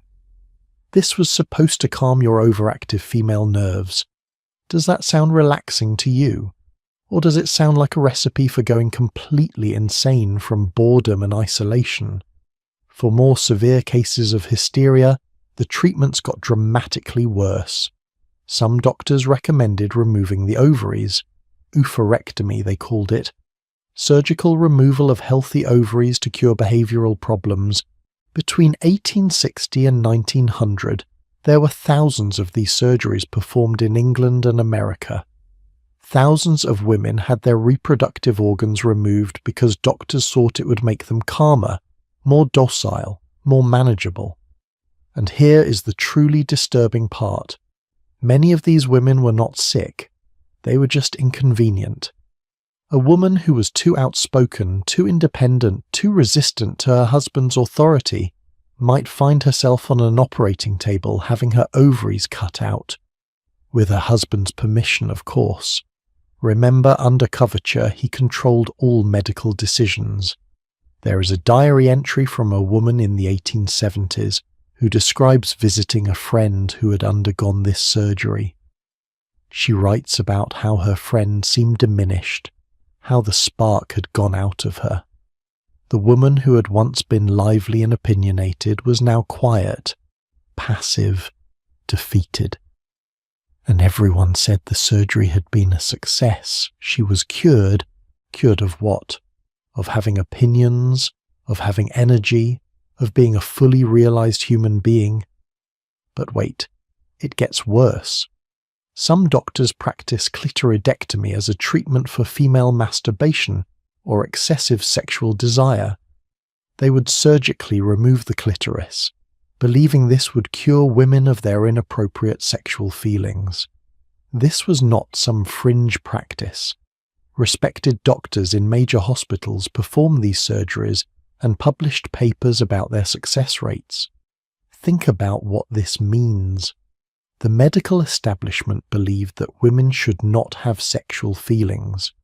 So if a woman did experience sexual desire, the solution was mutilation. Permanent, irreversible removal of the organ responsible for female sexual pleasure. How many women were subjected to this? We will never know the full number because many cases were not recorded, but we have enough evidence to know it was not rare, and it was done with the full support of the medical establishment, and often at the request of husbands or fathers who thought their wives or daughters were behaving improperly. One physician wrote in the 1860s that removing the clitoris would cure women of nymphomania, meaning any sexual desire that exceeded what the doctor considered normal. And what did doctors consider normal? Basically no desire at all. A woman who enjoyed sex with her husband was suspect. A woman who initiated sex was definitely sick. A woman who masturbated was in need of immediate medical intervention. The level of control that Victorian medicine gave men over women's bodies is genuinely chilling. A husband could have his wife committed to an asylum or subjected to surgery based on nothing more than his claim that she was hysterical or difficult. And the doctors would go along with it, because they believed that men knew best and that women were inherently irrational. There are documented cases of women being institutionalized for years simply because their husbands wanted to be rid of them. Maybe the husband wanted to marry someone else. Maybe he wanted control of her property. Maybe she had just annoyed him one too many times. Whatever the reason, he could have her declared insane and locked away, and she would have almost no legal recourse. Now let us talk about pregnancy and childbirth, because this is where Victorian medicine was simultaneously at its most necessary and its most dangerous. Childbirth in the Victorian era was genuinely life-threatening. Maternal mortality rates were shockingly high. In the mid-1800s, somewhere between 1 in 200 and 1 in 100 women died in childbirth or from complications shortly after. And those are the reported deaths. The real numbers were probably higher. Think about what that meant in practical terms. If you had 5 or 6 children, you were taking your life in your hands with each pregnancy. Every time you got pregnant, There was a real possibility you would not survive. Women knew this. They wrote about it in their diaries with a matter-of-fact terror that is heartbreaking to read. One woman, pregnant with her fourth child, wrote that she was making arrangements for who would care for her children if she died. She was not being dramatic. She was being realistic. Childbirth happened at home, attended by a midwife or, for wealthier women, a male doctor. And this is where things get complicated because the professionalization of medicine in the Victorian era actually made childbirth more dangerous in some ways. Midwives had been attending birth for centuries. They had practical experience and traditional knowledge. They knew when to intervene and when to let nature take its course. But as male doctors began to take over obstetrics, they brought with them a desire to medicalize and control the process, and they also brought germs. There is a heartbreaking episode in medical history called childbed fever or puerperal fever. Women would give birth and then, a few days later, develop a fever. The infection would spread rapidly, and many of them died. For decades, doctors could not figure out what was causing it. Then, in the 1840s, a Hungarian doctor named Ignaz Semmelweis noticed something. The women who gave birth with midwives had much lower rates of childbed fever than women who gave birth with doctors. Why? Because the doctors were going directly from performing autopsies on dead bodies to delivering babies without washing their hands. They were literally carrying death from the morgue to the maternity ward. Semmelweis proposed that doctors should wash their hands with a chlorine solution before examining patients. His colleagues mocked him. They was gentlemen, they said. Gentlemen's hands were clean. The idea that they were causing the deaths was insulting. Semmelweis was right, of course, but he died in an asylum, rejected by the medical establishment before his ideas were accepted.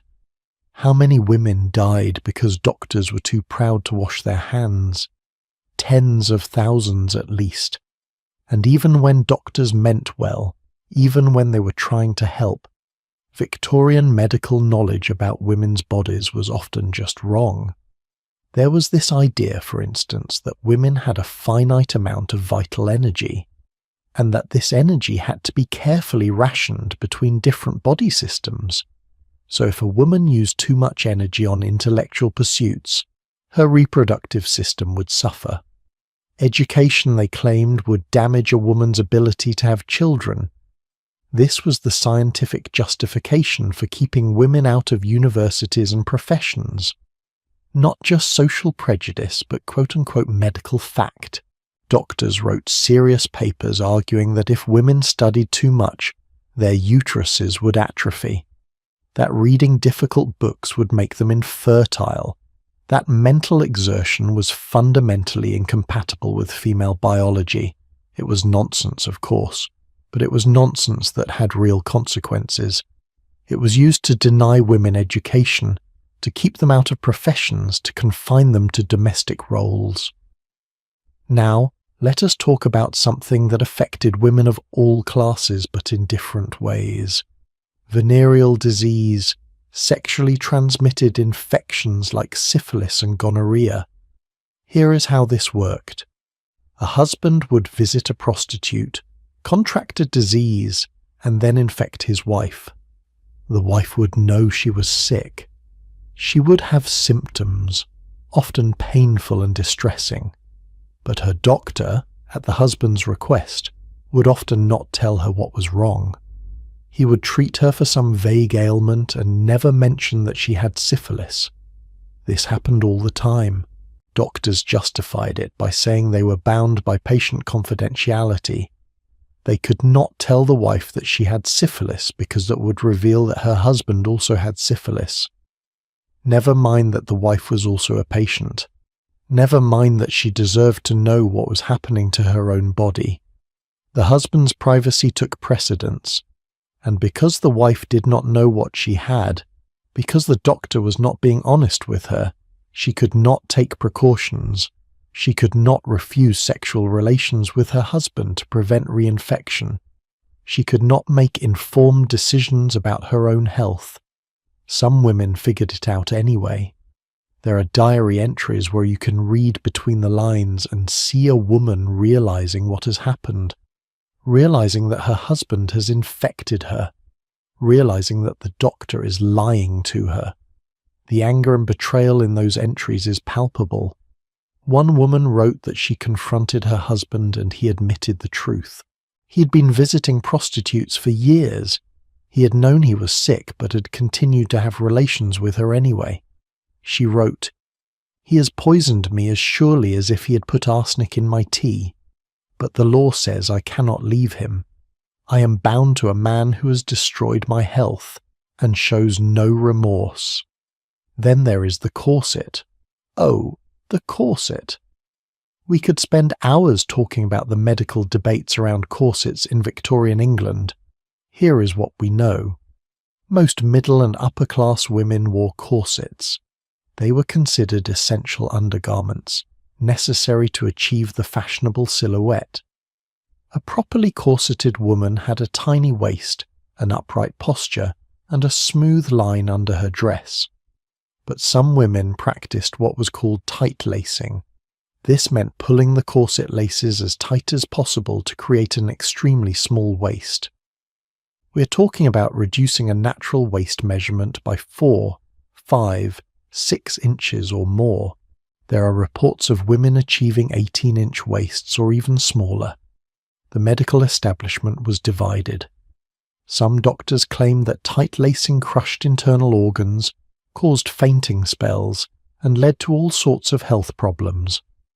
Others insisted that corsets, when properly fitted, were harmless or even beneficial for posture. What makes this interesting is that between 1867 and 1874, there was a lengthy debate in a magazine called the English Woman's Domestic Magazine. Readers wrote in defending or condemning tight lacing. Some of the letters have this strange fetishistic quality to them. They describe the sensation of being laced tighter and tighter, the feeling of constriction, the pleasure and pain combined. Modern historians think many of these letters were probably written by men with a corset fetish, not by women actually practicing tight lacing. They were essentially erotic fantasy fiction disguised as reader correspondence. But they tell us something about Victorian sexuality anyway, about the eroticization of female constraint and vulnerability, about the connection between fashion and sexual power. Real women had more complicated relationships with their corsets. Some found them genuinely uncomfortable and wrote about longing to take them off. Others wore them lightly laced and did not find them particularly restrictive. A few did practice tight lacing and wrote about it as a form of beauty ideal they were pursuing. But here is what nobody talks about.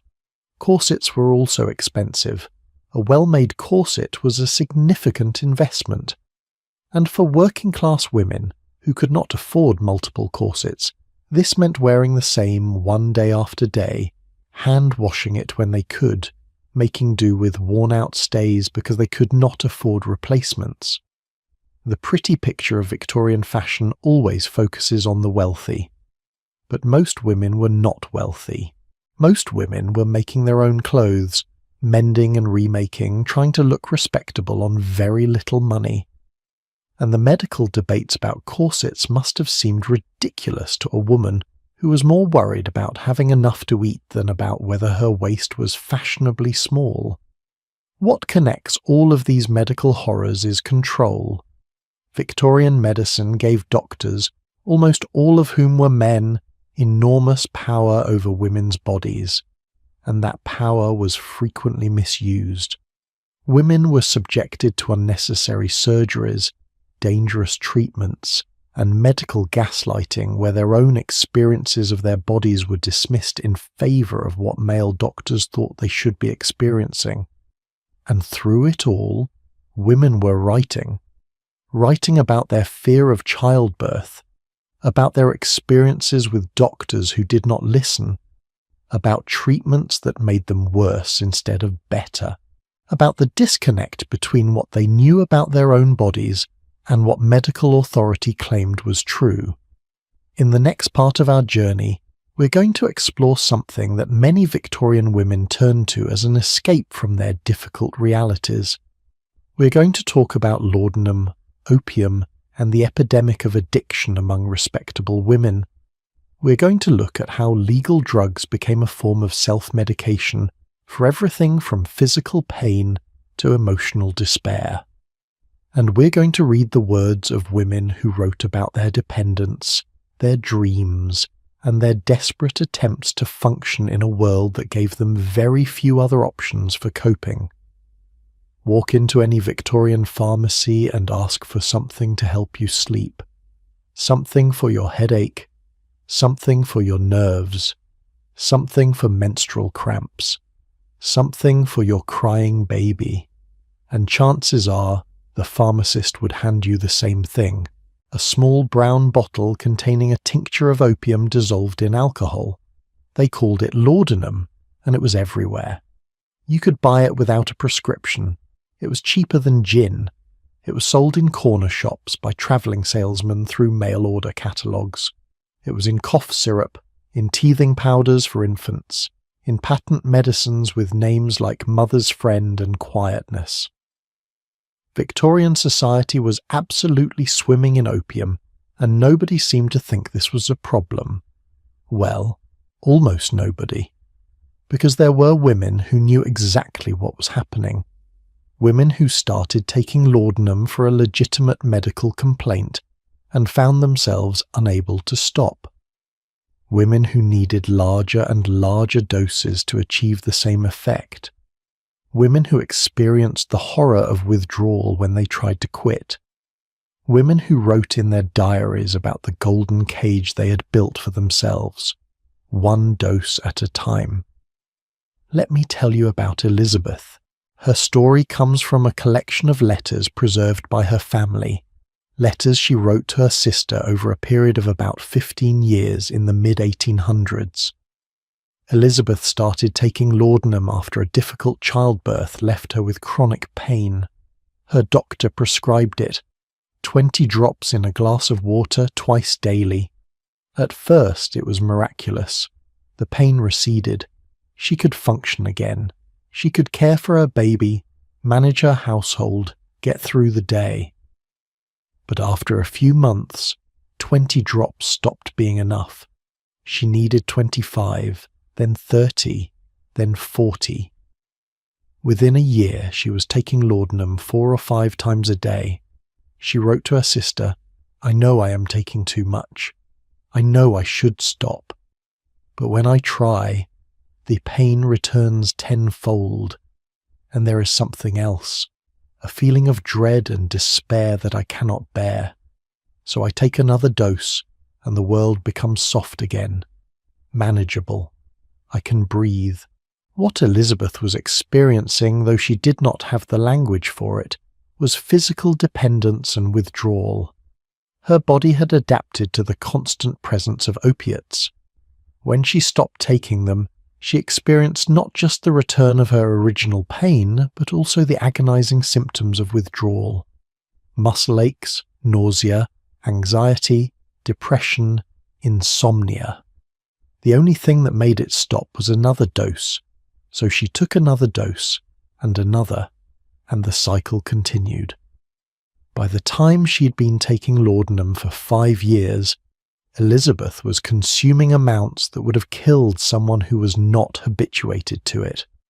She wrote about feeling trapped, about knowing she was poisoning herself but being unable to stop, about the shame of hiding bottles around the house so she would never be without, about lying to her husband about how much she was taking. She wrote, "I have become a prisoner in my own body. The medicine that was supposed to free me from pain has become the source of a different kind of suffering. But I cannot stop. I have tried. God knows I have tried." Elizabeth's story was not unusual. Laudanum addiction was epidemic among Victorian women, particularly middle and upper class women who had access to doctors willing to prescribe it freely. And here is the thing, doctors knew it was addictive.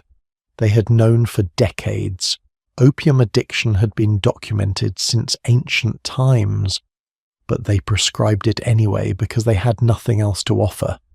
No other effective painkillers, no other treatments for the chronic conditions that plagued their patients. So they handed out laudanum and told themselves they were helping. Some doctors even argued that addiction was not really a problem for women. Since women did not work outside the home, since they did not have important responsibilities, what did it matter if they were dependent on laudanum? It kept them quiet. It kept them manageable. It kept them from complaining. Can you see the cruelty in that reasoning? Women's suffering did not matter enough to find better solutions, and their addiction did not matter because they were not important enough for their impairment to be considered a social problem. But the women themselves knew better. In their private writings, they documented the reality of addiction with painful honesty. One diary from the 1870s describes a woman's daily routine, structured entirely around her laudanum doses.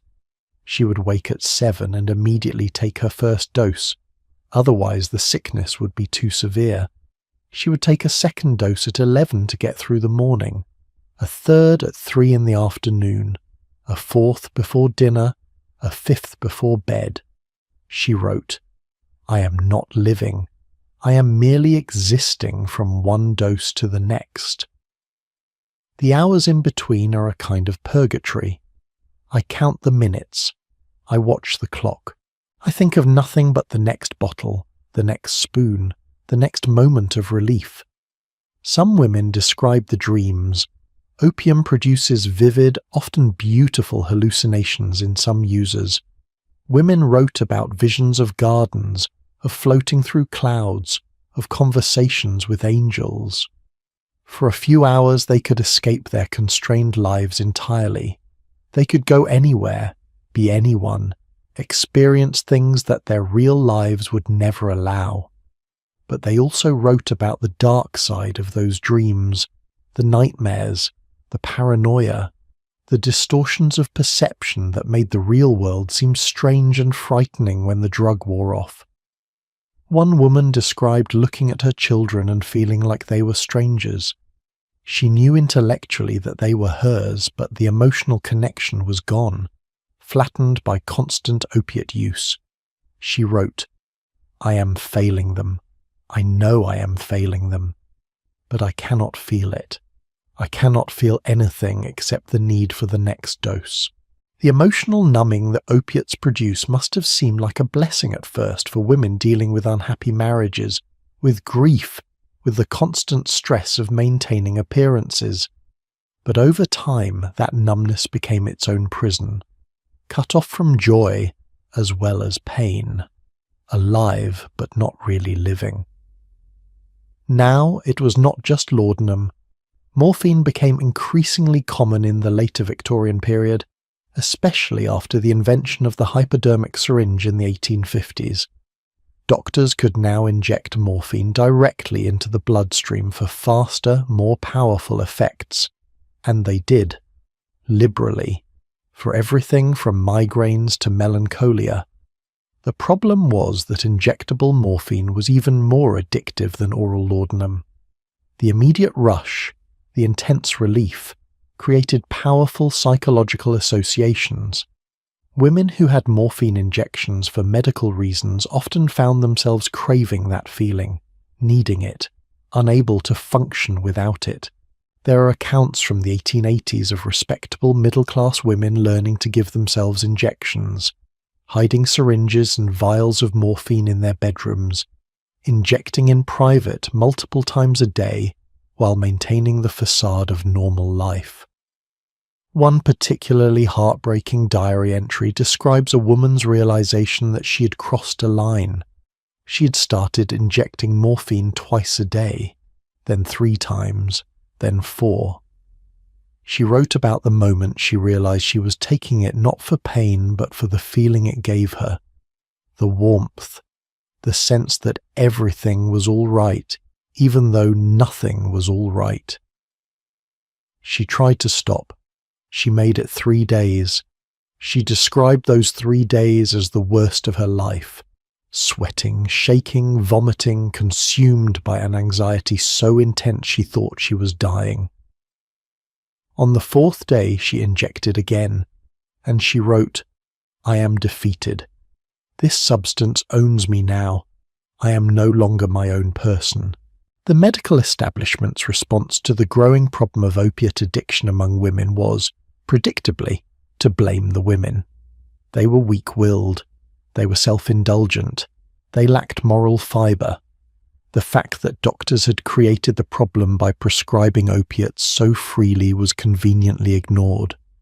Some doctors wrote papers suggesting that female addiction was a form of moral degeneracy, that it proved women were less capable of self-control than men. Never mind that men were also getting addicted to opiates, often from the same medical sources. Never mind that the entire situation had been created by a medical system that offered opiates as the solution to every problem. Women were blamed, and they internalized that blame. In their diaries, they wrote about feeling ashamed, about hiding their addiction from everyone, even close family, about the crushing guilt of knowing they were not the mothers, wives, daughters they were supposed to be. But some women also wrote about something else, about the realization that they had been medicating more than physical pain. They'd been medicating their lives. One woman wrote with stunning clarity about how laudanum had allowed her to tolerate an intolerable situation. She was in a loveless marriage. She had no legal rights. She had no escape, and laudanum made it bearable. It dulled the sharp edges of her reality. It made the days pass without her having to fully experience them. She wrote, "I started taking it for my headaches, but I continued taking it because without it, I would have to confront the truth of my existence, and I am not strong enough to do that. The laudanum is not my problem. My life is my problem. The laudanum is my solution, a terrible solution, but the only one I have." This is the tragedy at the heart of Victorian women's opiate addiction. It was not just about physical dependence, though that was real and devastating. It was about the lack of other options, about a society that offered women no legitimate outlets for their frustration, no acknowledgement of their suffering, no solutions to their very real problems. So they self-medicated. They used the one tool that was legally available and socially acceptable, at least initially, and then they found themselves trapped in a different kind of cage. There were some attempts at treatment. Asylums for addiction existed, though they were expensive and not particularly effective. The treatments often involved simply withdrawing the drug abruptly and forcing the patient to endure withdrawal without support, or, ironically, treating opiate addiction with other addictive substances like cocaine or chloral hydrate. Women who went through these cures described them as torture. The physical agony of withdrawal combined with the psychological horror of being confined, of having no control, of being treated as morally defective rather than medically ill. And even if a woman successfully detoxified, even if she made it through withdrawal and returned home, she often found herself back in the same situation that had led to the addiction in the first place. The same unhappy marriage, the same chronic pain with no adequate treatment, the same crushing expectations with no support. Relapse was common, almost inevitable.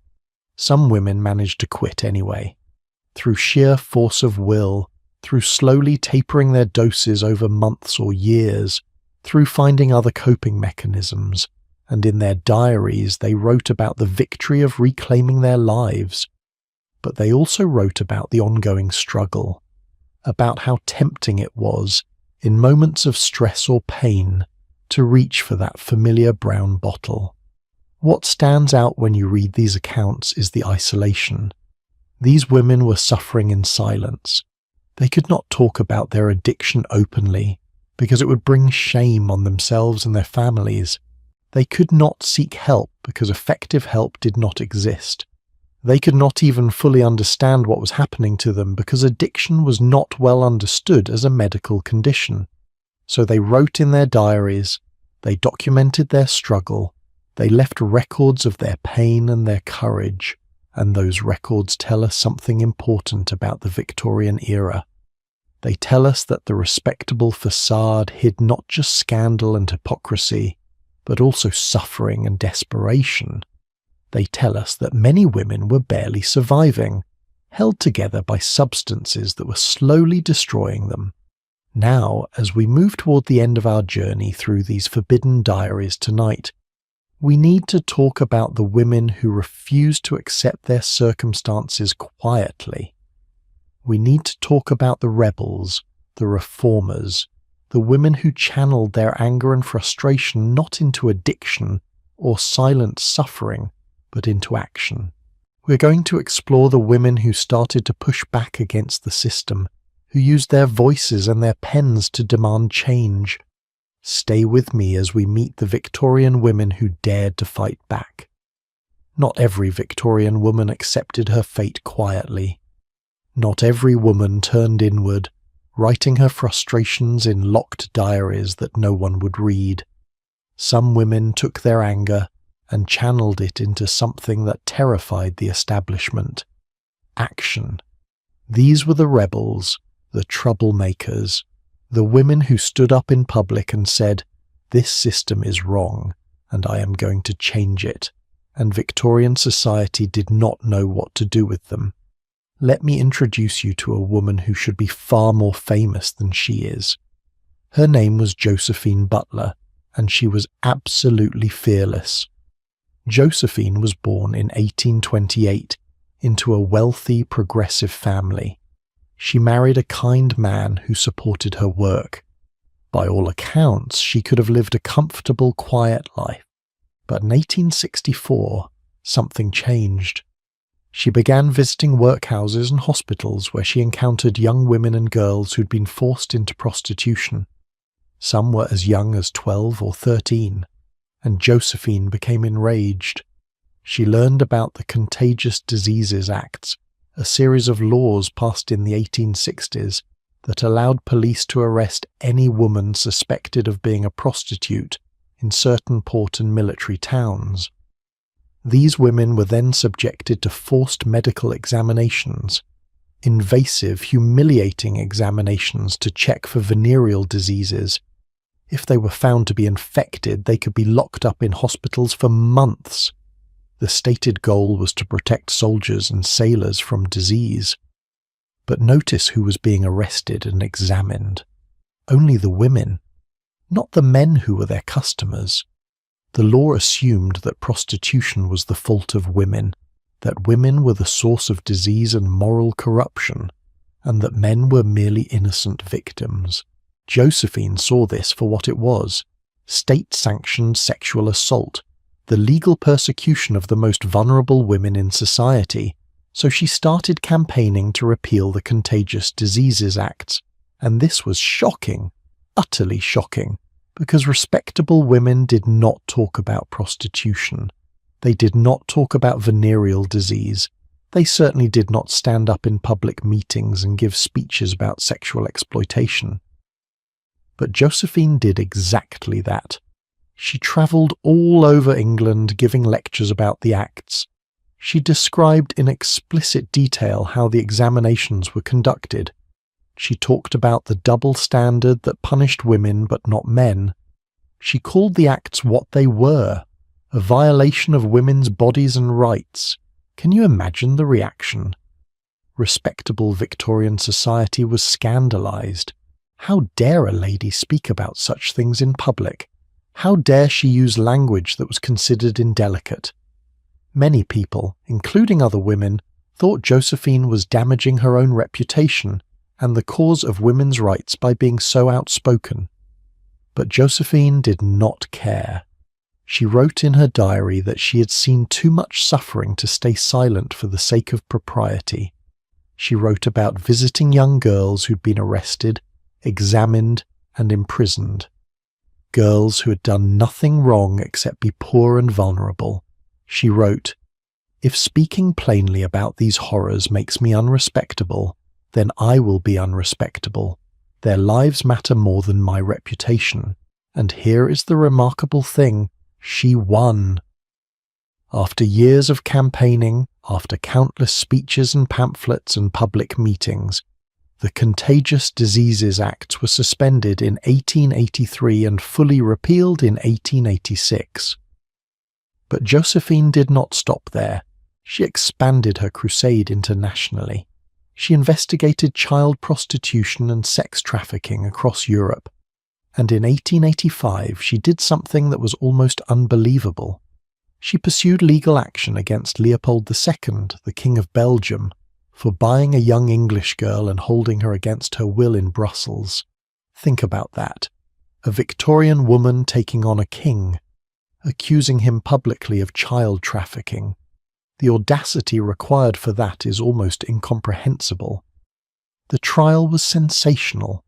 The madam of a network of high-class brothels in London that catered to what the newspapers delicately called unusual desires, including pedophilia, testified in court. She named names, high-profile men, powerful men, men who thought they were untouchable. And Josephine stood in the courtroom and demanded justice for the children these men had exploited. She did not win that particular case. The power structures protecting wealthy predators were too strong, but she succeeded in making it a public scandal. She succeeded in forcing Victorian society to confront the reality of child sexual exploitation, and she inspired a generation of women to believe that they could fight back against injustice. In her private letters, Josephine wrote about the cost of this work. She was threatened. She received hate mail. People threw things at her during speeches. Her health suffered from the stress and the constant travelling, but she also wrote about the deep satisfaction of knowing she was making a difference, of seeing laws change, of meeting women and girls whose lives were better because of her efforts. She wrote, "I would do it all again. Every speech, every insult, every threat. Because when I see a young girl who has been saved from a life of forced prostitution, I know that my work matters." Now let me tell you about a very different kind of rebel, a woman named Annie Besant. Annie was born in 1847. She married young to a vicar, and it was a terrible match. He was controlling and religiously rigid. She was intellectually curious and independent-minded. The marriage fell apart, but divorce was difficult and expensive. Eventually they separated and Annie had to leave her children behind because mothers had no automatic custody rights. That experience radicalized her. She became an advocate for women's rights, particularly reproductive rights. And in 1877, she and a man named Charles Bradlaugh did something extraordinarily controversial. They published a pamphlet about birth control. The pamphlet provided practical information about how to prevent pregnancy.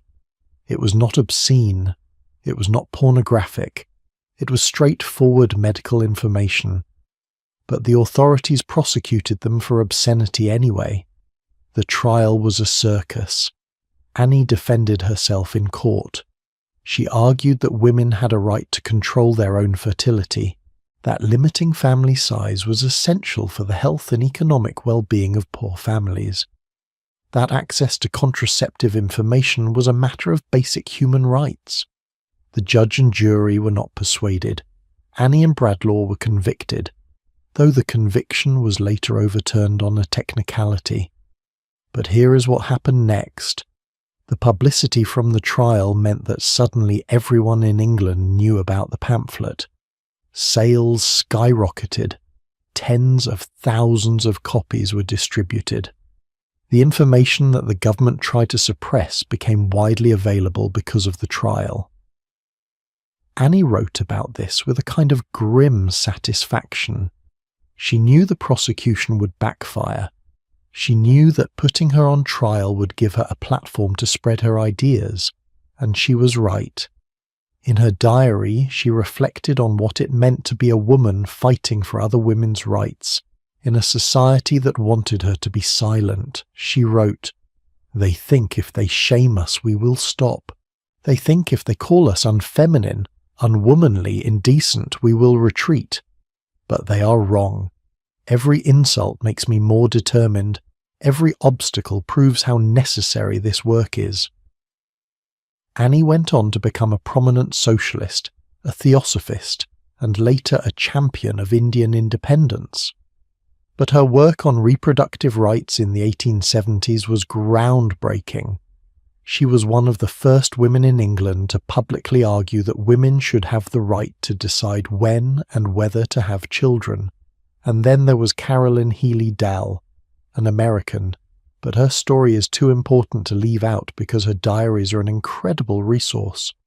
Caroline kept journals from 1838 to 1911, 45 volumes, covering over 70 years of her life. And in those volumes she documented her involvement with the Transcendentalist movement, the suffrage movement, and the abolitionist movement. Caroline attended lectures by Ralph Waldo Emerson and Margaret Fuller. She was friends with some of the most important intellectual figures of the 19th century, and she wrote about all of it. Not just the public events, but the private conversations, the debates, the disagreements, the evolution of ideas. Her diaries are remarkable because they show us how these reform movements developed from the inside. How women talked among themselves about strategy and tactics, how they dealt with opposition from men who claimed to support women's rights but wanted women to be patient and polite, how they balanced their desire for radical change with the practical reality that pushing too hard could create backlash. Caroline wrote about the frustration of being taken seriously as a thinker. She was intelligent, well-read, and had important things to say. But because she was a woman, her contributions were often dismissed or credited to men. She wrote about attending meetings where men would repeat her ideas as if they had thought of them first, about being interrupted, talked over, patronized. But she also wrote about the joy of finding a community of women who understood, who shared her frustration, who were working toward the same goals. One entry from the 1850s describes a gathering of women activists where they talked late into the night about their dreams for the future. They imagined a world where women could vote, could own property, could pursue education and careers, where women were not legally subordinate to men, where marriage was a partnership of equals. Caroline wrote, "We know we will not live to see this world, but we are planting seeds, and someday, perhaps in 50 years, perhaps in 100, those seeds will bloom, and women will live lives we can only dream of." Reading that entry now, knowing that women did eventually win the right to vote, did eventually gain legal equality in many areas, is deeply moving. Caroline was right. She was planting seeds, and they did bloom, though it took longer than she hoped.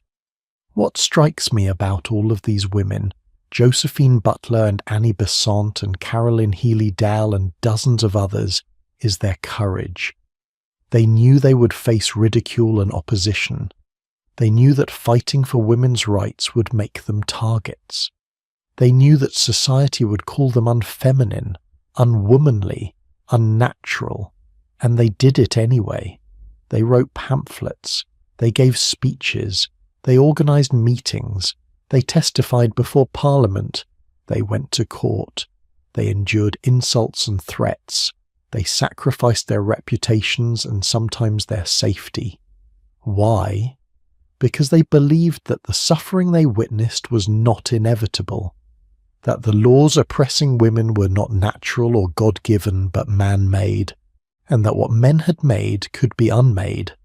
In their diaries and letters, these women wrote about doubt and fear alongside determination. They were not superhuman, They got tired. They got discouraged. They wondered if their efforts were making any difference. But they kept going. And gradually, painfully slowly, things began to change. The Married Women's Property Acts of the 1870s, 80s and 90s gave women the right to keep their own earnings and property. The expansion of divorce access gave some women an escape route from unbearable marriages. The Factory Acts improved working conditions for women in industry. The repeal of the Contagious Diseases Act ended state-sanctioned sexual assault of poor women. These victories were small, incremental. They did not fix everything, but they mattered. They improved real women's real lives, and they happened because some women refused to accept that suffering was simply women's lot in life.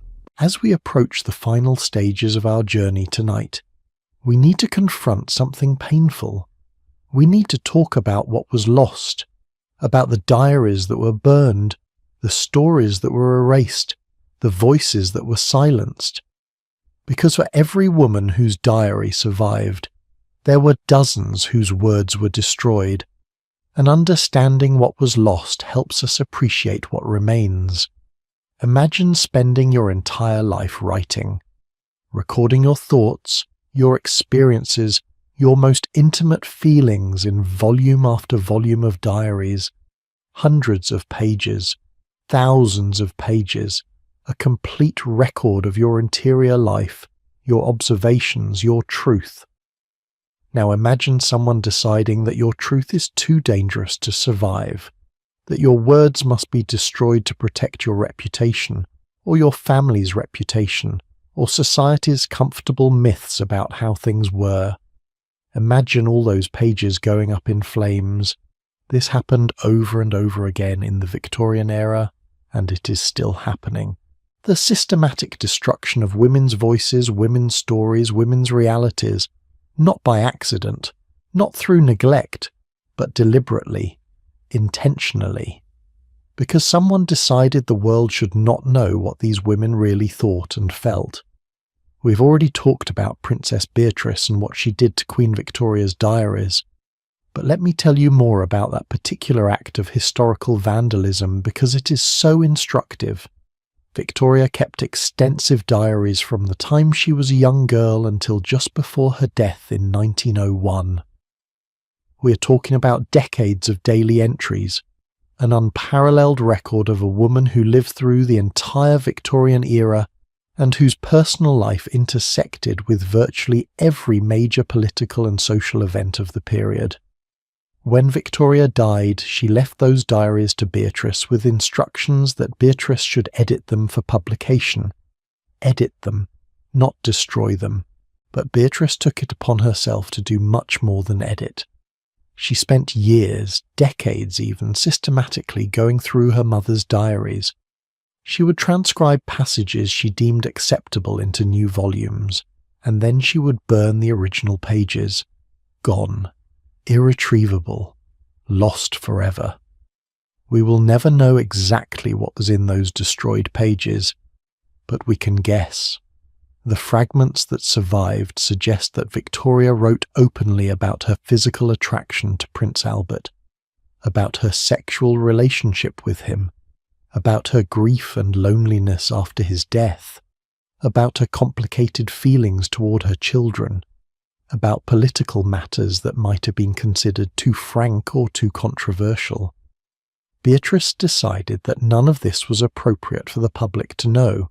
She decided that Victoria's legacy needed to be sanitized, made respectable, turned into the image of the prudish, proper queen that Victorian society wanted to believe in.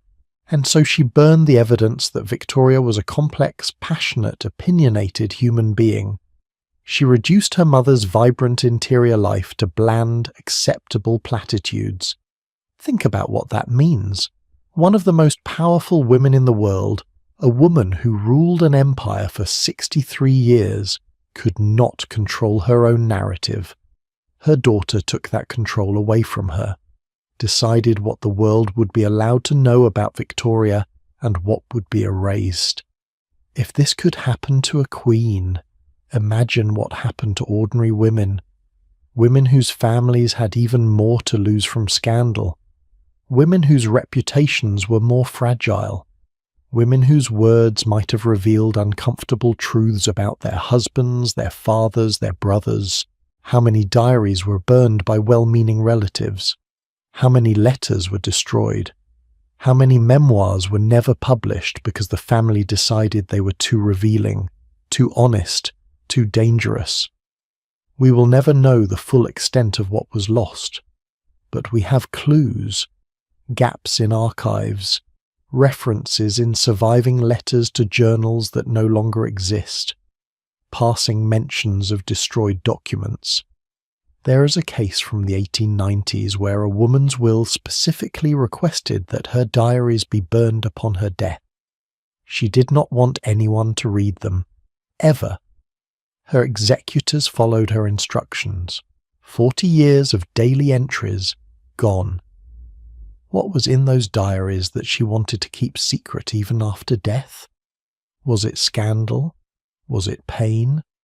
Was it simply the raw honesty of her life that she knew would be judged harshly by Victorian standards? We will never know, and that is the tragedy. Not just what was destroyed, but what we do not even know existed. Then there is the curious case of Charles Dodgson, better known as Lewis Carroll, the author of Alice in Wonderland. Dodgson kept detailed diaries throughout his adult life, except there is a gap, a very suspicious gap. In June 1863, a page is missing from his diary, just torn out. The page that would have explained why his relationship with the Liddell family, particularly with young Alice Liddell, the inspiration for his famous book, abruptly ended. For over a century, people have speculated about what was on that missing page. Some biographers suggested that Dodgson wanted to marry the 11-year-old Alice, that the Liddells were horrified and cut off contact, that the missing page documented this proposal and rejection. Others argued that Dodgson's interest was innocent, and that the break happened for completely unrelated reasons. Maybe he had offended the family in some other way. Maybe there was a misunderstanding. In the 1996, a note surfaced claiming to be the missing diary page. It suggested that the break was because of a relationship between Dodgson and the Liddell's governess, not Alice herself. But historians have since determined that this note was almost certainly a forgery, written by Dodgson's great-nephew in an attempt to rehabilitate his ancestor's reputation amid growing concerns about his relationship with children. So we still do not know what happened, and we never will. Because someone at some point decided that page needed to disappear. This is what censorship does. It does not just hide specific facts, it creates mysteries, it makes it impossible to know the truth, and it leaves us with speculation and uncertainty instead of understanding. Now think about how this operated at a broader social level. It was not just individual families destroying documents. It was an entire culture that encouraged self-censorship and destruction. Victorian women knew their diaries might be read after their death. They knew that what they wrote could damage their reputations or their family's standing. So many of them censored themselves while writing. They used coded language. They left things out. They destroyed pages themselves before anyone else could find them. There are diaries that survive with pages torn out, not by relatives after the woman's death, but by the woman herself. Moments where she apparently decided that what she had written was too dangerous to keep, even in a locked diary. Imagine the level of fear and caution required to do that. To write something honest, to pour your heart onto the page, and then to tear it out and burn it, because you realized it was too risky to preserve. One diary from the 1870s has several missing pages, but the woman left a note explaining what she'd removed. She wrote, "I have destroyed the pages where I wrote about my true feelings. I cannot risk anyone ever reading them. Even writing this much is dangerous. But I wanted there to be some record that those feelings existed, that they were real, even if I must hide what they were. Can you feel the desperate need to be known fighting against the equally desperate need for self-protection? She wanted to be seen, to be understood, to leave evidence that her interior life mattered. But she also knew that being too honest could destroy her. This is the invisible censorship, the destruction of evidence before it even has a chance to become evidence. And then there were the fires, accidental and intentional, houses burned, archives were lost, water damage, neglect, insects decay, the simple physical vulnerability of paper and ink. How many diaries were thrown out by people who did not understand their historical value? How many were lost when homes were sold and cleaned out? How many ended up in trash heaps or bonfires? We know that literacy rates among women were rising throughout the Victorian period. We know that keeping a diary was common, especially among middle and upper class women. We know that thousands, probably tens of thousands of Victorian women kept regular journals, and yet only a tiny fraction survive. A handful in libraries and archives, a few more in private family collections, the rest gone. What stories are we missing? What perspectives have been lost? What truths about Victorian life will we never know because the primary sources no longer exist? There is another kind of loss too, the loss that comes from silencing before words are even written. Think about all the women who could not write, who were illiterate or barely literate, whose lives and thoughts and experiences were never recorded at all. The working-class women who laboured in factories and sweatshops, the servants who spent their lives caring for other people's homes and children, the women in rural areas who worked in fields, the women in poverty who struggled just to survive. Their stories exist only in fragments, in court records when they were accused of crimes, in census data, in the occasional observation by middle-class reformers, but we do not have their own words. We do not have their perspectives. We do not have their truth. This is structural erasure, the way entire categories of people can be written out of history simply because the tools for recording history were not available to them. Even among literate women there was the question of time. Keeping a diary requires time, quiet time, time alone. Time when you're not exhausted from physical labour or childcare or the endless demands of running a household. Many women simply did not have that time, or they had it so rarely that keeping a regular diary was impossible, so their stories went unrecorded too, not because they had nothing to say, but because they had no opportunity to say it in a form that would survive. When we read the diaries that did survive, we need to remember that they represent a tiny, highly selective sample. They are mostly from women who had education, leisure time, and the money to buy paper and ink. Women who lived in circumstances that allowed for privacy and reflection. These are valuable sources, precious sources.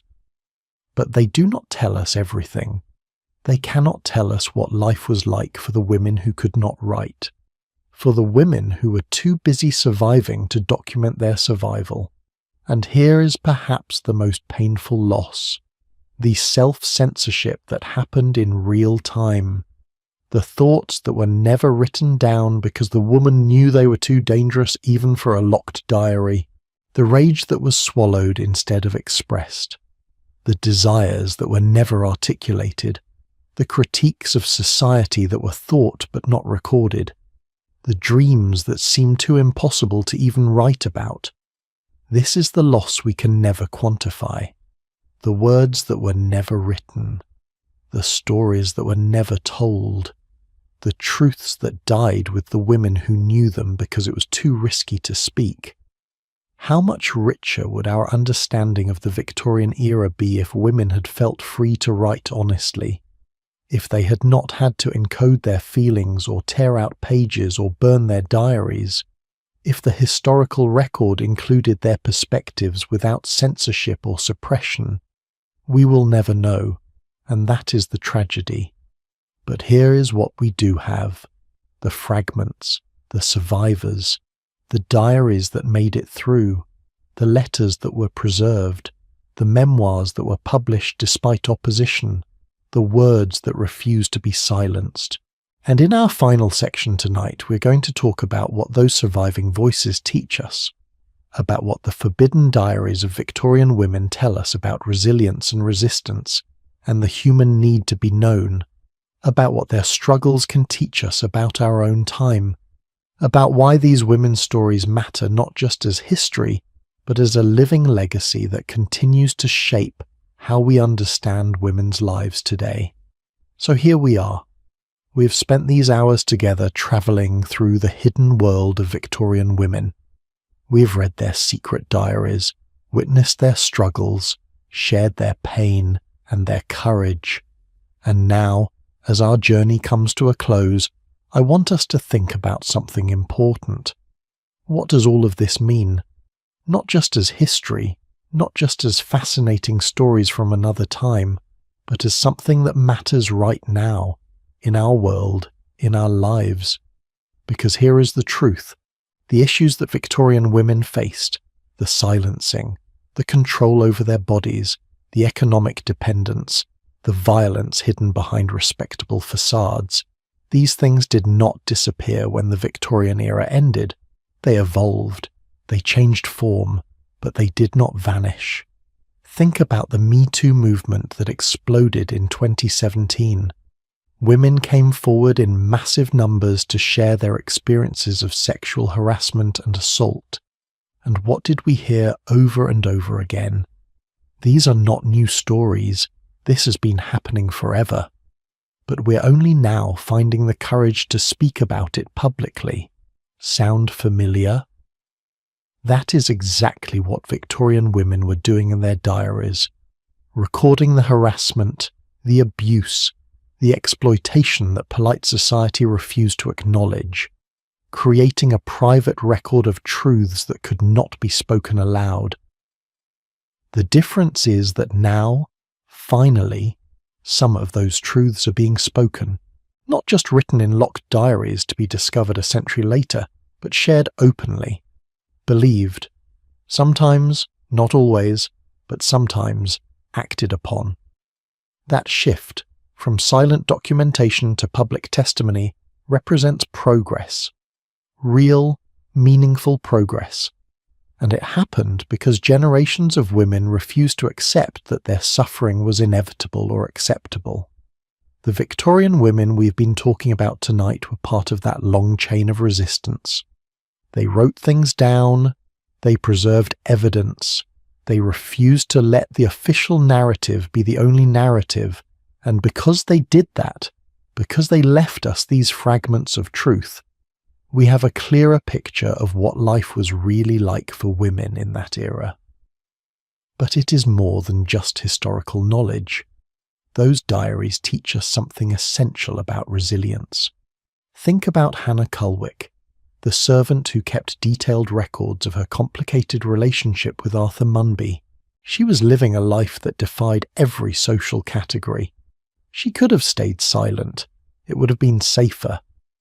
But she wrote it all down. She claimed her own story. Think about the women who documented their addictions to laudanum and morphine. They could have been too ashamed to write about it, but they needed to tell the truth, even if only to themselves. They needed to say, "This is what is happening to me. This is real." Think about the women who wrote about domestic violence, about unhappy marriages, about the gap between the angel they were supposed to be and the human they actually were. They were creating a record that said, we existed, we mattered, our experiences were real and valid, even if the world refused to acknowledge them. This is what writing does. This is what documentation does. It says, I was here. What happened to me was real. You cannot erase me completely. And that act of recording, that refusal to be erased, is fundamentally an act of hope. Because you only write something down if you believe, even if just a little bit, that someone might read it someday, that someone might understand, that your words might matter. The Victorian women who kept diaries were planting time capsules, messages to the future, evidence for people who would come later and wonder what it was really like. And we are those people. We are the ones reading those messages now, and we have a responsibility to honor what they preserved for us. Part of that responsibility is recognizing the parallels, recognizing where we have made progress and where we are still fighting the same battles. Women today have legal rights that Victorian women could not have dreamed of. We can vote. We can own property. We can get divorced. We can control our own fertility, at least in many places, though that right is under threat in some regions. We have laws against domestic violence and sexual assault, even if enforcement is imperfect. These victories did not happen by accident. They happened because women fought for them. Women like Josephine Butler and Annie Besant and Caroline Norton and thousands of others whose names we do not know. Women who risk their reputations and their safety to demand change. But the work is not finished. Women still face violence in their homes. Women's reproductive choices are still politicized and controlled. Women's voices are still dismissed or silenced in many contexts. Economic inequality still exists. The expectation that women should be selfless caregivers while also being successful professionals creates impossible pressure. The forms have changed. The legal structures are different. But the underlying issues, the devaluation of women's experiences, the attempt to control women's bodies and choices, the silencing of women's voices, these persist. And that is why these Victorian diaries matter. Because they remind us that this is an old fight, that women have been resisting oppression for centuries, that progress is possible but not inevitable, that it requires constant effort, constant vigilance, constant courage.